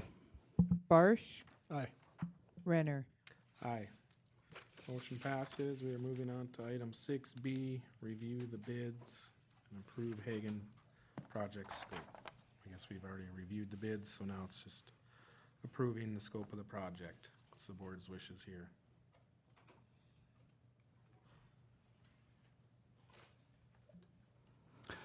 Mr. Chairman, I'll make a motion to approve amendment number 2 to the GMP proposal, which would outline the scope of the Hagen project, to accept the bid as presented this evening, with alternative number 2 and number 5 being accepted. Okay, we have a motion. We have a second. Second. Seconded by Mrs. Wheeler. Any discussion?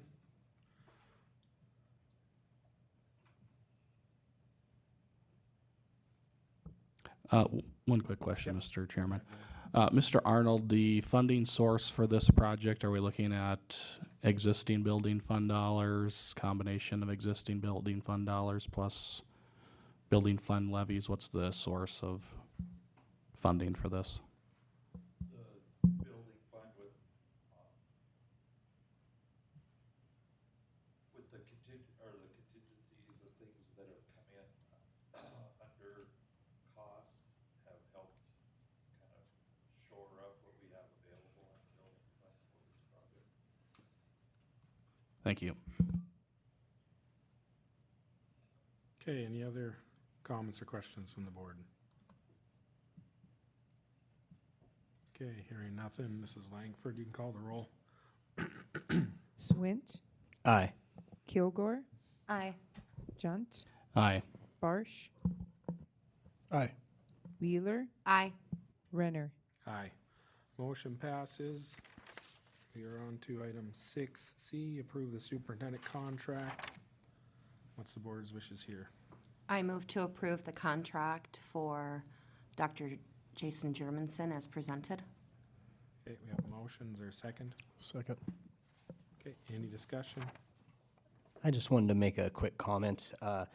During the process of this contract, I just have to commend Dr. Germanson. His focus has been on the district. He wasn't looking for a massive payday. I highly respect him for that, and his approach was, let's get this done so I can get to work. So I just thank you for that, Dr. Germanson. Thank you. Any other comments from the board?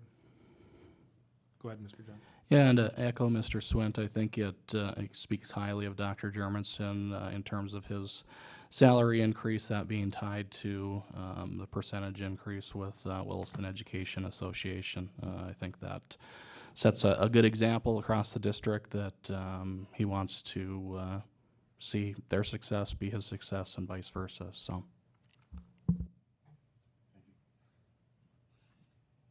Any other comments from the board? Mrs. Wheeler? I see you smiling. I just wanted to thank you. Everybody has already thanked you, and I don't want to beat the same drum, but it was a joy to interview you, and it has been a personal pleasure of my own to watch you over these last 16 years become the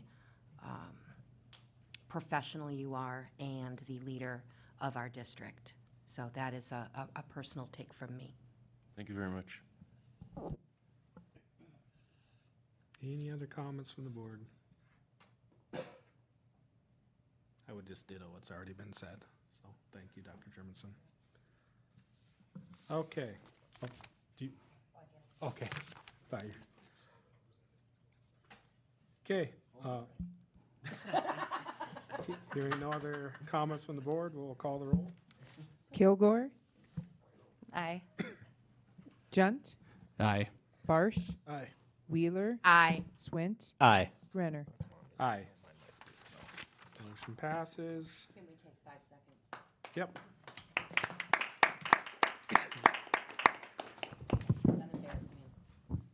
Yes, thank you for embarrassing me. That's why I said let's just move on.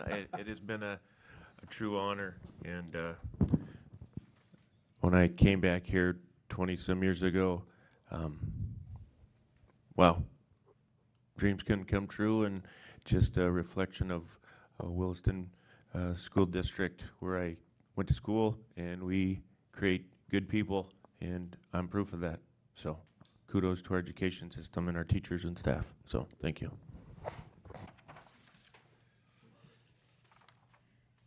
Okay, we are on the superintendent's consent agenda. What's the board's wishes here? Mr. Chairman, motion to approve the superintendent consent agenda as presented. Okay, we have a motion. Is there a second? Second. Sorry, second. Seconded. Any comments? Okay, Mrs. Langford, you can call the roll. Junt, Aye. Barsh, Aye. Wheeler, Aye. Swint, Aye. Kilgore, Aye. Renner. Aye. Motion passes. We are on to the board consent agenda. Do we have a motion to approve the consent agenda? So moved. We have a motion. Is there a second? Second. Okay, second. Any comments? Mrs. Langford, you can call the roll. Barsh, Aye. Wheeler, Aye. Swint, Aye. Kilgore, Aye. Junt, Renner. Aye. Motion passes. We are on to number 9, board debrief of the meeting. Mr. Barsh, you were the rotating board member. Yes, sir. I would just like to begin by thanking the community, fellow board members, and present staff for an effective, efficient, and professional meeting today. Began with an amazing presentation from Garden Valley. I'm going to begin my mornings with the balloon breathing. It was actually great, and I saw the enthusiasm in those kids.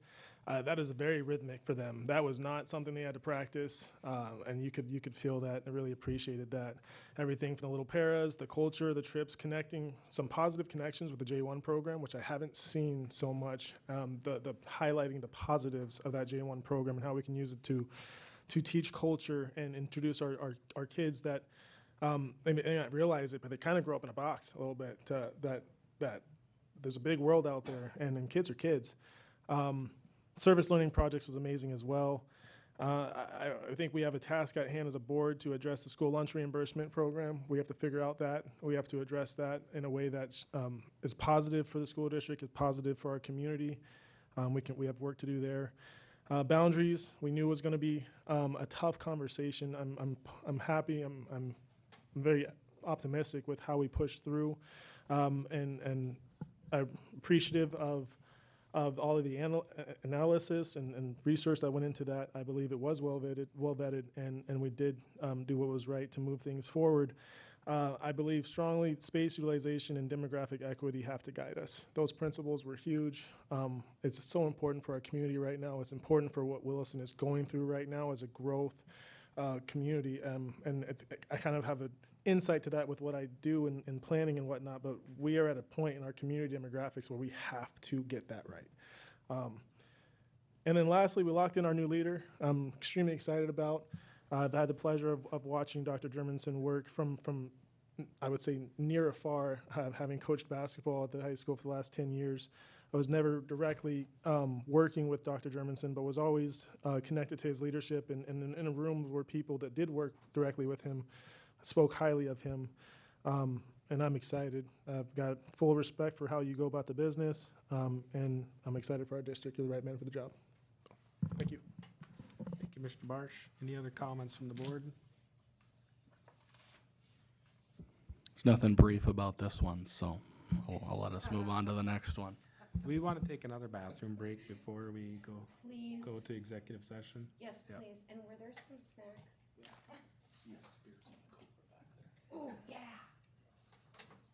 Okay, we'll take a 5-minute recess here and be back at 9:20.